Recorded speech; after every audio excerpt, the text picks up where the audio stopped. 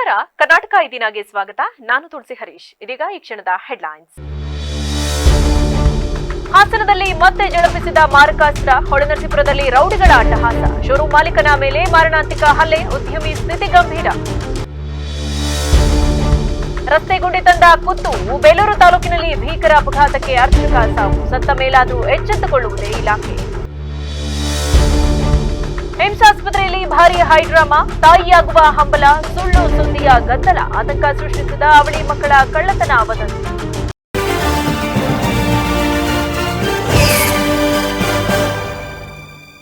ಹಾಸನ ಜಿಲ್ಲೆಯಲ್ಲಿ ಮತ್ತೆ ರೌಡಿಗಳ ಅಟ್ಟಹಾಸ ಮುಂದುವರೆದಿದ್ದು, ಉದ್ಯಮಿಯೊಬ್ಬರ ಮೇಲೆ ಮಾರಕಾಸ್ತ್ರಗಳಿಂದ ಭೀಕರವಾಗಿ ಹಲ್ಲೆ ನಡೆಸಿರುವ ಘಟನೆ ಹೊಳೆನರಸೀಪುರ ಪಟ್ಟಣದಲ್ಲಿ ನಡೆದಿದೆ. ಜೋಡಿಗುಬ್ಬಿ ಗ್ರಾಮದ ನಿವಾಸಿಯಾದ ಮಂಜೇಗೌಡ ಎಂಬುವರೇ ಹಲ್ಲೆಗೊಳಗಾದ ಉದ್ಯಮಿ. ಇವರು ಪಟ್ಟಣದಲ್ಲಿ ಪೆಟ್ರೋಲ್ ಬಂಕ್ ಹಾಗೂ ಟ್ರ್ಯಾಕ್ಟರ್ ಶೋರೂಮ್ ಮಾಲೀಕರಾಗಿದ್ದಾರೆ. ಇಂದು ಮಂಜೇಗೌಡ ಅವರು ತಮ್ಮ ಟ್ರ್ಯಾಕ್ಟರ್ ಶೋರೂಮ್ ಬಳಿ ನಿಂತಿದ್ದಾಗ ಬೈಕ್ನಲ್ಲಿ ಬಂದ ಮೂವರು ದುಷ್ಕರ್ಮಿಗಳು ಏಕಾಏಕಿ ದಾಳಿ ನಡೆಸಿದ್ದಾರೆ. ದಾಳಿ ನಡೆಸಿದ ರೀತಿ, ಮುಖಕ್ಕೆ ಕಪ್ಪು ಬಟ್ಟೆ ಕಟ್ಟಿಕೊಂಡು ಹಾಗೂ ಹೆಲ್ಮೆಟ್ ಧರಿಸಿ ಬಂದಿದ್ದ ಮೂವರು ದುರುಳರು ತಂದಿದ್ದ ಲಾಂಗು ಮತ್ತು ಮಚ್ಚುಗಳಿಂದ ಮಂಜೇಗೌಡ ಅವರ ಮೇಲೆ ಮನಬಂದಂತೆ ಪ್ರಹಾರ ನಡೆಸಿದ್ದಾರೆ. ಕೃತ್ಯ ಎಸಗಿದ ಕೂಡಲೇ ದುಷ್ಕರ್ಮಿಗಳು ಸ್ಥಳದಿಂದ ಎಸ್ಕೇಪ್ ಆಗಿದ್ದಾರೆ. ದಾಳಿಯಿಂದಾಗಿ ಮಂಜೇಗೌಡ ಅವರು ಗಂಭೀರವಾಗಿ ಗಾಯಗೊಂಡಿದ್ದು ರಕ್ತದ ಮಡುವಿನಲ್ಲಿ ಬಿದ್ದಿದ್ದರು. ತಕ್ಷಣವೇ ಅವರನ್ನ ಹೊಳೆನರಸೀಪುರ ಸರ್ಕಾರಿ ಆಸ್ಪತ್ರೆಗೆ ದಾಖಲಿಸಿ ಪ್ರಾಥಮಿಕ ಚಿಕಿತ್ಸೆ ಕೊಡಿಸಲಾಯಿತು. ಆದರೆ ಗಾಯದ ತೀವ್ರತೆ ಹೆಚ್ಚಿದ್ದರಿಂದ ಹೆಚ್ಚಿನ ಚಿಕಿತ್ಸೆಗಾಗಿ ಅವರನ್ನ ಮೈಸೂರಿನ ಆಸ್ಪತ್ರೆಗೆ ರವಾನಿಸಲಾಗಿದೆ. ಈ ಕೃತ್ಯದ ಹಿಂದೆ ನಟೋರಿಯಸ್ ರೌಡಿ ಶೀಟರ್ ಯಾಜನಹಳ್ಳಿ ಚೇತು ಎಂಬಾತನ ಕೈವಾಡವಿರುವ ಬಗ್ಗೆ ಪ್ರಾಥಮಿಕ ಶಂಕೆ ವ್ಯಕ್ತವಾಗಿದೆ. ಘಟನಾ ಸ್ಥಳಕ್ಕೆ ಹೊಳೆನರಸೀಪುರ ನಗರ ಠಾಣೆ ಪೊಲೀಸರು ಭೇಟಿ ನೀಡಿ ಪರಿಶೀಲನೆ ನಡೆಸಿದ್ದಾರೆ. ಸಾರ್ವಜನಿಕ ಪ್ರದೇಶದಲ್ಲೇ ನಡೆದ ಈ ಘಟನೆಯಿಂದ ಪಟ್ಟಣದ ಜನತೆ ಆತಂಕಕ್ಕೊಳಗಾಗಿದ್ದಾರೆ. ಸದ್ಯ ಪೊಲೀಸರು ಪ್ರಕರಣ ದಾಖಲಿಸಿಕೊಂಡಿದ್ದು, ಸಿಸಿಟಿವಿ ದೃಶ್ಯಾವಳಿಗಳ ಆಧಾರದ ಮೇಲೆ ಆರೋಪಿಗಳ ಪತ್ತೆಗೆ ಬಲೆ ಬೀಸಿದ್ದಾರೆ. ರಸ್ತೆ ದುರವಸ್ಥೆಯಿಂದ ಮತ್ತೊಂದು ಅಮಾಯಕ ಜೀವ ಬಲಿಯಾದ ದುರ್ಘಟನೆ ಬೇಲೂರು ತಾಲೂಕಿನ ಬಿಕ್ಕೋಡು ಹೋಬಳಿಯ ವಾಡ್ಯಾಳ ಸೇತುವೆ ಸಮೀಪದ ಚಲ್ಲೇನಹಳ್ಳಿ ಗ್ರಾಮದ ಬಳಿ ನಡೆದಿದೆ. ಕಡಗರ್ಜಿ ಗ್ರಾಮದ ನಿವಾಸಿಯಾಗಿದ್ದ 45 ವರ್ಷದ ಚಂದ್ರಶೇಖರ್ ಅವರು ಕೆರೆಕೋಡಮ್ಮ ದೇವಸ್ಥಾನದ ಅರ್ಚಕರಾಗಿ ಸೇವೆ ಸಲ್ಲಿಸ್ತಾ ಇದ್ರು. ಶುಕ್ರವಾರ ರಾತ್ರಿ ಸುಮಾರು 10:30 ವೇಳೆಗೆ ಸಂಭವಿಸಿದ ಅಪಘಾತದಲ್ಲಿ ಅವರು ಸ್ಥಳದಲ್ಲೇ ಮೃತಪಟ್ಟಿದ್ದಾರೆ. ರಸ್ತೆಯಲ್ಲಿ ಉಂಟಾಗಿದ್ದ ದೊಡ್ಡ ಗುಂಡಿಯನ್ನ ತಪ್ಪಿಸಲು ಎದುರಿನಿಂದ ಬರುತ್ತಿದ್ದ ಟಾಟಾ ಎಸಿ ಪಿಕಪ್ ವಾಹನ ಚಾಲಕ ಬಲಗಡೆಗೆ ತಿರುಗಿದ ವೇಳೆ ಎದುರಿಗೆ ಬರ್ತಾ ಇದ್ದ ಚಂದ್ರಶೇಖರ್ ಅವರ ಬೈಕ್ಗೆ ಡಿಕ್ಕಿ ಹೊಡೆದಿದೆ. ಪರಿಣಾಮವಾಗಿ ಅವರು ಸ್ಥಳದಲ್ಲೇ ಸಾವನ್ನಪ್ಪಿದ್ದಾರೆ. ಬೈಕ್ನ ಹಿಂಬದಿಯಲ್ಲಿ ಪ್ರಯಾಣಿಸುತ್ತಿದ್ದ ಮತ್ತೊಬ್ಬರಿಗೆ ಗಂಭೀರ ಗಾಯಗಳಾಗಿದ್ದು, ಅವರನ್ನ ಹಾಸನದ ಆಸ್ಪತ್ರೆಗೆ ದಾಖಲಿಸಿ ಚಿಕಿತ್ಸೆ ನೀಡಲಾಗುತ್ತಿದೆ. ಘಟನೆಗೆ ರಸ್ತೆ ದುರವಸ್ಥೆಯೇ ಮುಖ್ಯ ಕಾರಣ ಎಂದು ಸ್ಥಳೀಯರು ಆರೋಪಿಸಿದ್ದಾರೆ. ಬೇಲೂರು ಬಿಕ್ಕೋಡು ರಸ್ತೆಯ ಎರಡೂ ಬದಿಗಳಲ್ಲೂ ಆಳವಾದ ಗುಂಡಿಗಳು ನಿರ್ಮಾಣವಾಗಿದ್ದು, ತಾತ್ಕಾಲಿಕವಾಗಿ ಹಾಕಿದ ಪ್ಯಾಚ್ಗಳು ಸಂಪೂರ್ಣವಾಗಿ ಕಿತ್ತು ಹೋಗಿವೆ ಎಂದು ತಿಳಿಸಿದ್ದಾರೆ. ಅಪಘಾತ ಸಂಭವಿಸಿದ ಪ್ರದೇಶದಲ್ಲಿ ಬೀದಿ ದೀಪಗಳು, ಎಚ್ಚರಿಕೆ ಫಲಕಗಳು ಸೇರಿದಂತೆ ಯಾವುದೇ ಸುರಕ್ಷತಾ ವ್ಯವಸ್ಥೆಗಳಿಲ್ಲದೆ ರಾತ್ರಿ ವೇಳೆ ಸಂಚಾರ ಅಪಾಯಕಾರಿಯಾಗಿದೆ ಎಂದು ಗ್ರಾಮಸ್ಥರು ತಿಳಿಸಿದ್ದಾರೆ. ನಮಸ್ತೆ, ನನ್ನ ಹೆಸರು ಮೇಘನಾ ಅಂತ ಹೇಳ್ಬಿಟ್ಟು. ಮೂಲತಃ ಮತವಾರ್ದವಳು ನಾನು. ನಮ್ಮೂರವರೇ ಇವರು. ಚಂದ್ರಣ್ಣ ಅಂತ ಹೇಳ್ಬಿಟ್ಟು ಇವ್ರದ್ದು ಕೆರೆಕೋಡಿ ದೇವಸ್ಥಾನ ಅನ್ನೋದನ್ನು ಪೂಜೆ ಮಾಡಿಕೊಂಡು ಜೀವನ ನಡೆಸ್ತಾ ಇದ್ದಾರೆ. ರಾತ್ರಿ ಬರುವಾಗ ಶುಂಠಿಯಿಂದ ಮೋಟ್ರ್ ಆಫ್ ಮಾಡಿ ಬರುವಾಗ ಅಪಘಾತ ಆಗಿರ್ತಕ್ಕಂಥದ್ದು. ಇದು ಸಮಯ ಅಂದರೆ ಇದ್ರದ್ದು ಅಭಾವ ಏನಂತ ಅಂದರೆ ಗುಂಡಿ ಮುಚ್ಚಿಲ್ಲ. ಇದು ಯಾರಾದರೂ ಒಂದು ಎಚ್ಚರಿಕೆ ತಗೋಬೇಕಲ್ವಾ? ಸುಮ್ಮನೆ ಕೂತ್ಕೊಂಡ್ರೆ ಯಾರೇ ಆಗ್ಬೋದು, ಶಾಸಕರಾಗ್ಬೋದು, ಸಮಾಜ ಸೇವೆಯಾಗಿ ಮಾಡ್ಬೋದು. ಇದಕ್ಕೂ ಮುಂಚೆ ತುಂಬಾಗಳು ಆಗಿದೆ ಸರ್. ಇದನ್ನ ಯಾರು ಎಚ್ಚೆತ್ತವಾಗಿ ತಗೊಂಡಿಲ್ಲ. ಇದನ್ನು ತಗೋಬೇಕು ಅಂತ ನನ್ನ ಕೋರಿಕೆ. ಈ ರೀತಿ ಅನಾಹುತ ಆಗೋಕ್ಕಿಂತ ಮುಂಚೆ ಇದೇ ಕೊನೆ ಆಗಬೇಕಲ್ಲ. ಇದರಿಂದನಾದರೂ ಮುಂದೆ ಆ ಗುಂಡಿನ ಮುಚ್ಚಿಸ್ಬೇಕು. ಇಲ್ಲ ಅಂದರೆ ಇವತ್ತು ನಾವು ಸ್ಟ್ರೈಕ್ ಮಾಡಕ್ಕೆ ಕೂರ್ತೀವಿ ಖಂಡಿತ. ಇದನ್ನು ಯಾರೇ ಎಲ್ಲೇ ಇದ್ರೂ ಈ ಕೂಡಲೇ ಬಂದು ಇದಕ್ಕೆ ನಮಗೆ ಸಮಸ್ಯೆನ ಪರಿಹಾರ ಮಾಡಿಕೊಡ್ಬೇಕು. ಈ ರೀತಿ ಮುಂಚೆ ಎಲ್ಲೂ ಆಗಬಾರ್ದು. ಅವ್ರ ಕುಟುಂಬಕ್ಕೆ ತುಂಬ ದುಃಖ ತಡ್ಕೊಳ್ಳೋವಂಥ ಶಕ್ತಿ ಕೊಡಲಿ ಅಂತ ಕೇಳ್ಕೊಳ್ತೀನಿ. ನಾನು ಕೂಡ ಊರಿನವಳೆ ಮೇಘನಾ ಅಂತ ಹೇಳ್ಬಿಟ್ಟು. ಮಾಜಿ ಗ್ರಾಮ ಪಂಚಾಯಿತಿ ಅಧ್ಯಕ್ಷೆ ರಾಧಾ ಮಾತನಾಡಿ, ಘಟನೆಗೆ ಸಂಬಂಧಪಟ್ಟ ಇಲಾಖೆ ನಿರ್ಲಕ್ಷ್ಯವೇ ಕಾರಣ ಎಂದು ಮಾಜಿ ಗ್ರಾಮ ಪಂಚಾಯಿತಿ ಅಧ್ಯಕ್ಷೆ ರಾಧಾ ಆರೋಪಿಸಿದರು. ರಸ್ತೆಯಲ್ಲಿದ್ದ ಗುಂಡಿ ತಪ್ಪಿಸಲು ಹೋಗಿದ್ದಾಗಲೇ ಈ ಅಪಘಾತ ಸಂಭವಿಸಿದೆ. ಆ ಗುಂಡಿ ಇಲ್ಲದಿದ್ರೆ ಒಂದು ಜೀವ ಉಳಿಯುತ್ತಿತ್ತು. ಸಣ್ಣ ಪರಿಹಾರದಿಂದ ಈ ನಷ್ಟ ಭರ್ತಿಯಾಗುವುದಿಲ್ಲ. ಮೃತರ ಮಕ್ಕಳ ಶಿಕ್ಷಣಕ್ಕೆ ಸರ್ಕಾರ ನೆರವು ನೀಡಬೇಕೆಂದು ಒತ್ತಾಯಿಸಿದರು. ಕಡೆಗಜ್ಜೆ ಗ್ರಾಮದವರು ನೆನೆ ಶುಂಠಿಗೆ ನೀರು ಹೊಡೆಯೋಕ್ಕೆ ಅಂತ ಹೋಗಿದ್ರು. ಅಲ್ಲಿಂದ ವಾಪಸ್ ಬರಬೇಕಾದ್ರೆ ಅದೇನಾಯ್ತು, ಈ ಕಡೆ ಗುಂಡಿ ಇತ್ತು. ಅವ್ರು ಟಾಸ್ಕ್ ಎಸಿ ಅವ್ರು ಏನು ಮಾಡಿದ್ರು, ಗುಂಡಿ ತಪ್ಸೋಕ್ಕಾಗಿ ಇವರು ಮಾಮೂಲಿ ಬೈಕ್ ಅವ್ರು ಹೋಗ್ತಾಯಿದ್ರು. ಅಲ್ಲಿಂದ ಬಂದು ಸ್ಟ್ರೈಟ್ ಹೊಡೆದ್ಬಿಟ್ಟಿದ್ದಾರೆ. ಆ ಗುಂಡಿ ಇಲ್ಲ ಅಂದಿದ್ರೆ ಅವ್ರ ಜೀವ ಉಳಿತಾ ಇತ್ತು. ಈಗ ಅವರಿಗೆ ಒಂದು ಹೆಣ್ಣು ಗಂಡು 2 ಚಿಕ್ಕ ಮಕ್ಕಳು. ಅವ್ರ ಎಜುಕೇಷನ್ ಭವಿಷ್ಯ ಏನು, ಅದಕ್ಕೆ ನಾವು ಸರ್ಕಾರ ವಹಿಸ್ಕೊಡುತ್ತಾ ಅವ್ರಿಗೆ ಎಜುಕೇಷನ್ಗೆ ಏನಾದರೂ ಅವ್ರಿಗೆ ಹೆಲ್ಪ್ ಮಾಡಬೇಕು. ಮಕ್ಕಳಿಗೆ ಅವಳು ಚಿಕ್ಕ ವಯಸ್ಸು ಹುಡುಗಿ, ಅವಳಿಗೆ ಏನು ಅಂದರೆ ಏನು ಮುಗ್ದೆ ಅವಳು ಅಂತ ಅವರಿಗೆ ಜೀವನ ಹಾಳಾಯ್ತಲ್ಲ. ಯಾರು ಹೊಣೆ ಇದಕ್ಕೆ? ಯಾವ ಸರ್ಕಾರವನ್ನೇ ತಾನೇ ಹೊಣೆ ಇದಕ್ಕೆ? ಅದಕ್ಕೆ ಇದು ಸರ್ಕಾರಕ್ಕೆ ಒತ್ತಾಯ ಮಾಡ್ತಾಯಿದ್ವಿ ನಾವು. ಇವರು ಬಿಟ್ಟಿ ಭಾಗ್ಯ ಕೊಡೋದು ಬೇಡ ನಮಗೆ. ಇಂಥ ರೋಡ್ಗಳನ್ನ ಮುಗಿಸಿ ನಮಗೆ ಒಂದು ಒಳ್ಳೆ ಇದನ್ನು ಕೊಟ್ಟು ಜೀವ ಉಳಿಸ್ತೀವಿ. ಒಂದು ಜೀವ ಹೆಣ್ಮಗಳ ಜೀವ ಹೋಗಿದೆ. ಹೆಣ್ಮಕ್ಳಿಗೆ 2,000 ಕೊಡ್ತಾರೆ ಅಂತಾರೆ. ಅದು 2,000 ಯಾವ ಹೆಣ್ಮಕ್ಳಿಗೂ ಬೇಡ. ಗಂಡ ಇದ್ದರೆ ಅವನು ಜೀವನ ಪರ್ಯಂತ ಹೆಂಡಿನ ತಾಕತ್ತಿರುತ್ತೆ ಅವನಿಗೆ. ಈಗ ಹೆಣ್ಣೆ ಇಲ್ಲ ಅಂದಮೇಲೆ ಏನು ಮಾಡೋಕ್ಕಾಗುತ್ತೆ? ಗಂಡನೇ ಇಲ್ಲ ಅಂದರೆ ಹೆಣ್ಣಿಗೆ ಯಾರು ಸರ್ವಸ್ವ? ಅವಳ ಜೀವನ ಯಾವ ರೀತಿ ನಡೆಸ್ತಾಳೆ? ಈಗ ಅವರಿಗೆ ಅದು ಜಮೀನು ಇಲ್ಲ, ಕೂಲಿ ಮಾಡಿ ಜೀವನ ಮಾಡೋ ಅಂತ. ಈ ವೇಳೆ ಗ್ರಾಮಸ್ಥರಾದ ತಾಲೂಕು ಪಂಚಾಯಿತಿ ಮಾಜಿ ಅಧ್ಯಕ್ಷೆ ಕಮಲಾ ಚೆನ್ನಪ್ಪ, ಮಂಜುಳಾ, ಪೃಥ್ವಿರಾಜ್, ಚಾಮರಾಜ್, ದುಷ್ಯಂತ್, ಮಧು, ರುದ್ರೇಶ್ ಸೇರಿದಂತೆ ಅನೇಕರು ಉಪಸ್ಥಿತರಿದ್ದರು. ಅಮ್ಮ ಆಗುವುದು ಸಣ್ಣ ವಿಷಯವಲ್ಲ. ಅದರ ಹಿಂದೆ ಅಳಿಯಲಾಗದ ನೋವು, ಅಪಾರ ಭಾವನೆಗಳು ಅಡಗಿವೆ. ಈ ಮಾತಿನ ಗಂಭೀರತೆಯನ್ನ ಹೃದಯಂಗಮವಾಗಿಸುವ ಘಟನೆ ಹಾಸನದ ಹಿಂಸಾಸ್ಪತ್ರೆಯಲ್ಲಿ ನಡೆದಿದೆ. ತಾಯಿಯಾಗುವ ಕನಸು, ಕೈಚೆಲ್ಲಿದ ಕ್ಷಣದ ಹತಾಶೆ, ಮಾನಸಿಕ ಒತ್ತಡ ಮತ್ತು ಆವೇಶಗಳು ಹೀಗೆ ಅಹಿತಕರ ಸನ್ನಿವೇಶಗಳಿಗೆ ದಾರಿ ಮಾಡಿಕೊಡುತ್ತವೆ ಎಂಬುದಕ್ಕೆ ಈ ಘಟನೆ ಉದಾಹರಣೆಯಾಗಿದೆ. ಆರಂಭದಲ್ಲಿ ಅವಳಿ ಮಕ್ಕಳ ಕಳ್ಳತನ ಎಂದು ಹರಡಿದ ಸುದ್ದಿ ಬಳಿಕ ವಾಸ್ತವ ತಿಳಿದಾಗ ಎಲ್ಲರಲ್ಲೂ ಚಿಂತನೆಗೆ ದೂಡಿತು. ಮನದೊಳಗೆ ಚರ್ಚೆಗೆ ನಾಂದಿ ಹಾಡಿತು. ಆಸ್ಪತ್ರೆಯಲ್ಲಿ ಹೆರಿಗೆಯಾದ ಬಳಿಕ ಅವಳಿ ಜವಳಿ ಮಕ್ಕಳು ಕಾಣೆಯಾಗಿದ್ದು ಪೋಷಕರು ಆಕ್ರೋಶ ವ್ಯಕ್ತಪಡಿಸುತ್ತಿದ್ದಾರೆ ಎಂಬ ಬ್ರೇಕಿಂಗ್ ಸುದ್ದಿ ಹರಡಿತು. ಸ್ಥಳಕ್ಕೆ ಧಾವಿಸಿದಾಗ ಆಸ್ಪತ್ರೆ ಆವರಣದಲ್ಲಿ ಜನರ ಗುಂಪು ಸೇರಿಕೊಂಡು ಗದ್ದಲ ಮಾಡ್ತಾ ಇದ್ರು. ಒಬ್ಬ ವ್ಯಕ್ತಿ ತನ್ನ ಮಕ್ಕಳನ್ನ ಕಳೆದುಕೊಂಡ ನೋವಿನಲ್ಲಿ ತೀವ್ರ ಆಕ್ರೋಶ ವ್ಯಕ್ತಪಡಿಸ್ತಾ ಇದ್ದ ದೃಶ್ಯ ಕಂಡುಬಂತು. ನನ್ನ ಮೊಬೈಲ್ನಲ್ಲಿ ಮಕ್ಕಳ ಫೋಟೋ ಇದೆ, ಆದರೆ ಆಸ್ಪತ್ರೆ ಸಿಬ್ಬಂದಿ ಮಕ್ಕಳು ಇಲ್ಲವೆಂದು ಹೇಳ್ತಿದ್ದಾರೆ. ಸತ್ಯ ಏನು ಹೇಳಬೇಕು ಎಂದು ಆ ವ್ಯಕ್ತಿ ಪ್ರಶ್ನಿಸ್ತಾ ಇದ್ದ. ಈ ಹೇಳಿಕೆಗೆ ಸಂಬಂಧವಿಲ್ಲದ ಕೆಲವರು ಸಹ ಬೆಂಬಲ ನೀಡಿ ಮಕ್ಕಳು ಕಳ್ಳತನವಾಗಿದೆ ಎಂಬ ವದಂತಿಯನ್ನ ಹಚ್ಚಿಸ್ತಾ ಇದ್ರು. ಅಂದ್ರೆ ಘಟನೆಗೆ ಸಂಬಂಧಿಸಿದಂತೆ ಆಸ್ಪತ್ರೆಯೊಳಗೆ ನಡೆದ ಪರಿಶೀಲನೆಯಲ್ಲಿ ಬೇರೆ ಚಿತ್ರಣ ಹೊರಬಂದಿತು. ಪೊಲೀಸರು ಹಾಗೂ ಆಸ್ಪತ್ರೆ ಸಿಬ್ಬಂದಿ ಏಕಾಂತವಾಗಿ ವಿಚಾರಣೆ ನಡೆಸಿದಾಗ ಮಹಿಳೆಯ ಬಳಿ ಯಾವುದೇ ದೃಢ ದಾಖಲೆಗಳಿಲ್ಲ ಎಂಬುದು ತಿಳಿದು ಬಂತು. ಆಸ್ಪತ್ರೆಯ ದಾಖಲೆಗಳ ಪ್ರಕಾರ ಮಹಿಳೆಗೆ ಚಿಕಿತ್ಸೆ ನೀಡಲಾಗಿದೆ, ಆದರೆ ಗರ್ಭದಲ್ಲಿದ್ದ ಮಕ್ಕಳ ಕುರಿತು ಯಾವುದೇ ಮಾಹಿತಿ ದೊರಕಲಿಲ್ಲ. ಮಹಿಳಾ ಪೊಲೀಸ್ ಅಧಿಕಾರಿಯು ಸೂಕ್ಷ್ಮವಾಗಿ ವಿಚಾರಣೆ ನಡೆಸಿದಾಗ ಪ್ರಕರಣ ತಿರುವು ಪಡೆದುಕೊಂಡಿತು. ಮಹಿಳೆ ತೋರಿಸಿದ ಮಕ್ಕಳ ಫೋಟೋ ಆಕೆಯ ಮೊಬೈಲ್ನಲ್ಲಿ ತೆಗೆದಿದ್ದೇ ಅಲ್ಲ, ಅದು ವಾಟ್ಸ್ಆಪ್ ಮೂಲಕ ಬಂದ ಚಿತ್ರವಾಗಿತ್ತು. ಪ್ರಶ್ನೆಗಳ ಎದುರು ಮಹಿಳೆಗೆ ಕೊನೆಗೆ ಸತ್ಯ ಒಪ್ಪಿಕೊಂಡ್ಲು. ಮಾನವೀಯತೆಯ ದೃಷ್ಟಿಯಿಂದ ಇಲ್ಲಿ ನಡೆದ ವಿಚಾರಣೆಯ ಸಂಪೂರ್ಣ ಮಾಹಿತಿಯನ್ನ ಬಹಿರಂಗಪಡಿಸ್ತಾ ಇಲ್ಲ. ನಮ್ಮ ಕಾಲೇಜಿನ ವಿದ್ಯಾರ್ಥಿಗಳು ಈ ರೀತಿಯ ಸಾಧನೆ ಮಾಡಿದ್ರೆ ನಮ್ಮ ದೇಶಕ್ಕೆ ಅತ್ಯುತ್ತಮವಾದ ಶ್ರೇಣಿಯನ್ನ ನಾವು ತಲುಪುತ್ತೇವೆ ಎಂದು ಮಲೆನಾಡು ತಾಂತ್ರಿಕ ಕಾಲೇಜಿನ ಆಡಳಿತ ಮಂಡಳಿಯ ಅಧ್ಯಕ್ಷರಾದ ಆರ್.ಟಿ. ದ್ಯಾವೇಗೌಡರು ತಿಳಿಸಿದರು.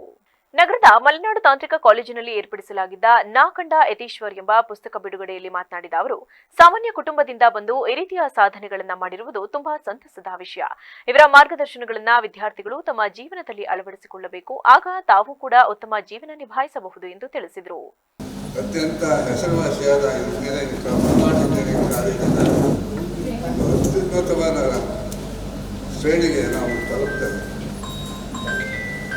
ನಾವೆಲ್ಲ ನಾನು ನೋಡ್ತಾ ಇದ್ದ ಪುಸ್ತಕನ ಅವರು ನಮ್ಮ ಜಿಲ್ಲೆಯವರಾಗಿ, ನಮ್ಮ ಕಾಲೇಜಿನ ವಿದ್ಯಾರ್ಥಿಯಾಗಿ, ಸಾಮಾನ್ಯ ಕುಟುಂಬದಲ್ಲಿ ಬಂದಂಥವರ ಸಾಧನೆ.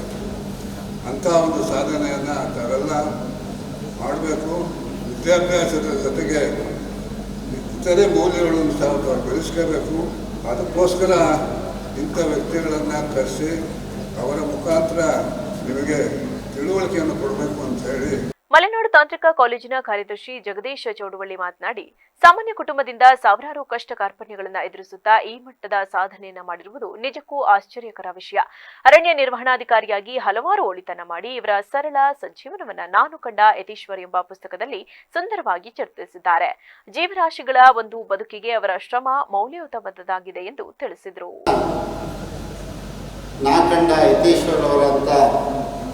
ಅವರ ವ್ಯಕ್ತಿತ್ವದ ಬಗ್ಗೆ ಹಲವಾರು ಪುಟಗಳಲ್ಲಿ ಚಿತ್ರಿಸಿದ್ದಾರೆ. ನೀವು ಅವರ ಒಂದು ನುಡಿಗಳಲ್ಲೇ ಕೇಳಬೇಕು. ಈ ನಾಡಿನ ಉಳಿವಿಗಾಗಿ, ಜೀವರಾಶಿಗಳ ಒಂದು ಬದುಕಿಗಾಗಿ ಅವರು ಪಟ್ಟಿರ್ತಕ್ಕಂಥ ಶ್ರಮ, ಅವರ ಒಟ್ಟಿನಲ್ಲಿ ಕೆಲಸ ಮಾಡಿದಂಥ ಸಿಬ್ಬಂದಿಗಳಿಗೆ ಅವರು ತೋರಿದ ಪ್ರೀತಿ ಮತ್ತು ಆ ಸಿಬ್ಬಂದಿಗಳು ಅವರು ನಿವೃತ್ತಿಯಾದಂಥ ದಿನಗಳಲ್ಲಿ ಎಷ್ಟು ನೋವಿನಿಂದ ವಿದಾಯವನ್ನು ಹೇಳ್ತಾರೆ. He has completed his competitive examination and he was into Indian Forestry Service, IFS, Indian Forestry Service. Forest Service. So that means to say that you are also have an opportunity to go for the UPSC and KPSC examination. For that we have a competitive clerk, competency clerk, and through that. Lot of good service in the department. He worked as Assistant Conservator of Forest in Sissi, DCF in Bandipura Tiger Reserve, DCF Bhadra Tiger Reserve, DCF Mysore Wild Division, DCF Yellapur Division, DCF Haliyar Division, CCF Canara Circle, and lastly CCF Dharwad Circle. ತಾಲೂಕಿನಲ್ಲಿ ಕಳೆದ 2 ದಶಕಗಳಿಂದ ಕುರುಬ ಸಮುದಾಯವನ್ನ ವ್ಯವಸ್ಥಿತವಾಗಿ ನಿರ್ಲಕ್ಷಿಸಲಾಗುತ್ತಿದೆ ಹಾಗೂ ಸಮಾಜದ ಅಸ್ಮಿತೆಗೆ ಧಕ್ಕೆ ತರಲಾಗುತ್ತಿದೆ ಎಂದು ಆರೋಪಿಸಿ ಇಂದು ಸಮುದಾಯದ ಮುಖಂಡ ಮಹಾಲಿಂಗಪ್ಪ ತಿಳಿಸಿದ್ದಾರೆ. ಸುದ್ದಿಗೋಷ್ಠಿಯಲ್ಲಿ ಮಾತನಾಡಿದ ಅವರು, ಕ್ರಾಂತಿವೀರ ಸಂಗೊಳ್ಳಿ ರಾಯಣ್ಣನವರ ಪ್ರತಿಮೆ ಸ್ಥಾಪನೆ ವಿಚಾರದಲ್ಲಿ ಆಡಳಿತ ಮಂಡಳಿ ತಾರತಮ್ಯ ಎಸಗುತ್ತಿದೆ. ವೀರ ಸೇನಾನಿಗೆ ನೀಡಬೇಕಾದ ಗೌರವ ನೀಡದೆ ಸಮಾಜಕ್ಕೆ ಅಪಮಾನ ಮಾಡಲಾಗುತ್ತಿದೆ. ರಾಯಣ್ಣನವರ ಪುತ್ಥಳಿ ನಿರ್ಮಿಸಿರುವುದು ಸ್ವಾಗತಾರ್ಹವೇ ಹೌದು. ಆದರೆ ಅದು 100 ಕಾಲ ಉಳಿಯಬೇಕಾಗಿರುವುದರಿಂದ ಅದನ್ನ ಕಲ್ಲಿನಿಂದಲೇ ನಿರ್ಮಿಸಬೇಕಾಗಿತ್ತು ಎಂಬುದು ನಮ್ಮ ಆಶಯ. ಕಳೆದ 20 ವರ್ಷಗಳಿಂದ ತಾಲೂಕು ಮತ್ತು ಹೋಬಳಿ ಕೇಂದ್ರಗಳಲ್ಲಿ ಕುರುಬ ಸಮುದಾಯ ಭವನಗಳ ನಿರ್ಮಾಣ ಕಾರ್ಯ ಕುಂಠಿತ ಸಾಗಿದೆ. ಅನುದಾನದ ಕೊರತೆ ಅಥವಾ ಇಚ್ಛಾಶಕ್ತಿಯು ಅಭಾವದಿಂದ ಭವನಗಳು ಸಮುದಾಯಕ್ಕೆ ಅರ್ಪಣೆಯಾಗದೆ ಹಾಗೆ ಉಳಿದಿವೆ. ಇತ್ತೀಚೆಗೆ ನಡೆದ ಸಮಾಜದ ಬಹಿರಂಗ ಸಭೆಯೊಂದರಲ್ಲಿ ಸಮುದಾಯದ ಬಗ್ಗೆ ಅವಹೇಳನಕಾರಿಯಾಗಿ ಮಾತನಾಡಲಾಗಿದ್ದು, ಇದು ಕುರುಬ ಸಮಾಜದ ಗೌರವಕ್ಕೆ ಧಕ್ಕೆ ತಂದಿದೆ ಎಂದು ಪ್ರತಿಭಟನಾಕಾರರು ದೂರಿದ್ದಾರೆ. ಮುಂದುವರೆದಂತೆ ತಾಲೂಕು ಹಾಗೂ ಜಿಲ್ಲಾ ಮಟ್ಟದ ನಮ್ಮದೇ ಸಮಾಜದ ಮುಖಂಡರನ್ನ ಪ್ರಭಾವಿ ರಾಜಕಾರಣಿಗಳು ತಮ್ಮ ಕೈ ಮುಷ್ಟಿಯಲ್ಲಿ ಇಟ್ಟುಕೊಂಡಿದ್ದಾರೆ. ಸಮಾಜಕ್ಕೆ ಇಷ್ಟೆಲ್ಲಾ ಅನ್ಯಾಯವಾಗುತ್ತಿದ್ರೂ ಮುಖಂಡರು ಧ್ವನಿ ಎತ್ತುತ್ತಿಲ್ಲದಿರುವುದು ಸಮುದಾಯದ ಯುವಕರ ಆಕ್ರೋಶಕ್ಕೆ ಕಾರಣವಾಗಿದೆ. ಸಮುದಾಯಕ್ಕೆ ಆಗುತ್ತಿರುವ ಈ ರಾಜಕೀಯ ಮತ್ತು ಸಾಮಾಜಿಕ ಅನ್ಯಾಯಗಳನ್ನು ಕೂಡಲೇ ನಿಲ್ಲಿಸಬೇಕು. ಬಾಕಿ ಉಳಿದಿರುವ ಕಾಮಗಾರಿಗಳನ್ನು ತಕ್ಷಣವೇ ಪೂರ್ಣಗೊಳಿಸಬೇಕು ಹಾಗೂ ಪ್ರತಿಮೆ ಸ್ಥಾಪನೆಯಲ್ಲಿನ ತಾರತಮ್ಯವನ್ನ ಸರಿಪಡಿಸಬೇಕು. ಇಲ್ಲದಿದ್ದರೆ ಮುಂದಿನ ದಿನಗಳಲ್ಲಿ ಉಗ್ರವಾದ ಪ್ರತಿಭಟನೆ ಹಮ್ಮಿಕೊಳ್ಳಲಾಗುವುದು ಎಂದು ಎಚ್ಚರಿಕೆ ನೀಡಿದ್ದಾರೆ. ಪ್ರತಿಮೆ ಮಾಡಿ ಸಂಗೊಳ್ಳಿ ರಾಯಣ್ಣ ಪ್ರತಿಮೆ ಅದು ಸಿಮೆಂಟ್ನಲ್ಲಿ ಮಾಡ್ತಾ ಇದ್ದಾರೆ. ಇದು ಒಂದು ಬೆಲೆ ಬಾಳ್ತಕ್ಕಂಥ ಇದಲ್ಲ ಅದು. ಏಕೆ ಅಂತಂದರೆ ಸಿಮೆಂಟು ಶಾಶ್ವತ ಇರಲ್ಲ. ಕಲ್ಲಿನ ಪುತ್ಥಳಿ ಆದರೆ ಇದು ಶಾಶ್ವತ ಇರುತ್ತೆ. ಏಕೆಂದರೆ ಇದು 100 ವರ್ಷ ಇರ್ತಕ್ಕಂಥ ಒಂದು ದಾರ್ಶನಿಕರ ಮಹಾತ್ಮರ ಪುತ್ಥಳಿ ಆಗಿರೋದ್ರಿಂದ ಇದನ್ನು ಕಲ್ಲಲ್ಲೇ ಮಾಡಬೇಕು. ಏಕೆಂದರೆ ಪಕ್ಕದಲ್ಲಿ ನಮ್ಮ ಬಸವಣ್ಣ ಅವ್ರು ಪುತ್ಥಳಿ ಮಾಡಿದ್ದಾರೆ, ಕಲ್ಲಿನಲ್ಲೇ ಮಾಡಿದ್ದಾರೆ. ಅದೇ ರೀತಿ ಸೇಮ್ ಅವರಿಗೆ ಪೂಜಾ ಸ್ಥಾನದಲ್ಲಿ ಇಟ್ಟಿದ್ದೀವಿ. ಅದೇ ರೀತಿ ಪೂಜಾ ಸ್ಥಾನದಲ್ಲಿ ಇವ್ರಿಗೆ ಕಲ್ಲಿನ ಕಟ್ಟಡದಲ್ಲಿ ಪುತ್ಥಳಿ ಮಾಡಬೇಕು ಅಂತ ಹೇಳಿ ಕೇಳ್ಕೊತೀವಿ. ಏಕೆಂದರೆ ಈಗ ನೀವು ನೋಡಿ ಗಮನಿಸಿ ಅದನ್ನು. ಯಾಕೆಂದರೆ ವಿಡಿಯೋ ಇದೆ, ಕೊಡ್ತಾರೆ ಇವರು, ಗಮನಿಸಿ. ಅದು ಯಾಕೆಂದರೆ ಚಿರಕಾಲ ಇರ್ತಕ್ಕಂಥ ಒಂದು ಪುತ್ಥಳಿ, ಅದು ಶಾಶ್ವತ ಇರೋದಿಲ್ಲ. ಹಾಗಾಗಿ ಕಲ್ಲಿನ ಕಟ್ಟಡ ಮಾಡಬೇಕು. ಇದನ್ನು ನಾವು ಕೇಳ್ಕೊತಾ ಇದ್ದೀವಿ. ಯಾಕೆಂದರೆ ಇದನ್ನು ನಾವೇನು ಅವರಿಗೆ ಭಿನ್ನ ಭೇದ. ನಗರದ ಬಿಎಂ ರಸ್ತೆಯಲ್ಲಿರುವ ಪ್ರತಿಷ್ಠಿತ ಸರ್ಕಾರಿ ಕೈಗಾರಿಕಾ ತರಬೇತಿ ಸಂಸ್ಥೆಯು ತನ್ನ 60 ವರ್ಷಗಳ ಯಶಸ್ವಿ ಸಫಲತೆಯನ್ನ ಪೂರೈಸಿದ್ದು, ಇದರ ಅಂಗವಾಗಿ ಅದ್ಧೂರಿ ಗುರುವಂದನಾ ಮತ್ತು ವಿದ್ಯಾರ್ಥಿಗಳ ಸಮ್ಮಿಲನ ಕಾರ್ಯಕ್ರಮವನ್ನು ಮೇ 2ರಂದು ಹಮ್ಮಿಕೊಂಡಿದೆ. ಕೈಗಾರಿಕಾ ತರಬೇತಿ ಮತ್ತು ಉದ್ಯೋಗ ಇಲಾಖೆ ಹಾಗೂ ಐಟಿಐ ವಿದ್ಯಾರ್ಥಿಗಳ ಸಂಘದ ಸಹಯೋಗದಲ್ಲಿ ನಡೆಯಲಿರುವ ಈ ವಿಶೇಷ ಕಾರ್ಯಕ್ರಮವು ಜಿಲ್ಲೆಯ ತಾಂತ್ರಿಕ ಶಿಕ್ಷಣದ ಇತಿಹಾಸದಲ್ಲಿ ಒಂದು ಪ್ರಮುಖ ಮೈಲಿಗಲ್ಲಾಗಲಿದೆ. ಈ ಐತಿಹಾಸಿಕ ಕಾರ್ಯಕ್ರಮವನ್ನು ಹಾಸನ ಜಿಲ್ಲಾಧಿಕಾರಿ ಲತಾ ಕುಮಾರಿ ಉದ್ಘಾಟಿಸಲಿದ್ದಾರೆ. ಕೈಗಾರಿಕಾ ತರಬೇತಿ ಮತ್ತು ಉದ್ಯೋಗ ಇಲಾಖೆಯ ಆಯುಕ್ತರಾದ ಶಿಲ್ಪಾ ಎಂ ಉಪಸ್ಥಿತರಿರಲಿದ್ದಾರೆ. ಮುಖ್ಯ ಅತಿಥಿಗಳಾಗಿ ಜಿಲ್ಲಾ ಪೊಲೀಸ್ ವರಿಷ್ಠಾಧಿಕಾರಿ ಶುಭನ್ವಿತಾ, ಜಿಲ್ಲಾ ಪಂಚಾಯತ್ ಸಿಇಒ ಬಿಆರ್ ಪೂರ್ಣಿಮಾ, ಬೆಂಗಳೂರಿನ ಕೈಗಾರಿಕಾ ತರಬೇತಿ ಇಲಾಖೆಯ ನಿರ್ದೇಶಕರಾದ ಎನ್ಎಸ್ ಚಿದಾನಂದ ಸೇರಿದಂತೆ ಇಲಾಖೆಯ ಹಿರಿಯ ಅಧಿಕಾರಿಗಳು ಹಾಗೂ ವಿವಿಧ ತಾಲೂಕುಗಳ ಐಟಿಐ ಪ್ರಾಚಾರ್ಯರು ಪಾಲ್ಗೊಳ್ಳಲಿದ್ದಾರೆ.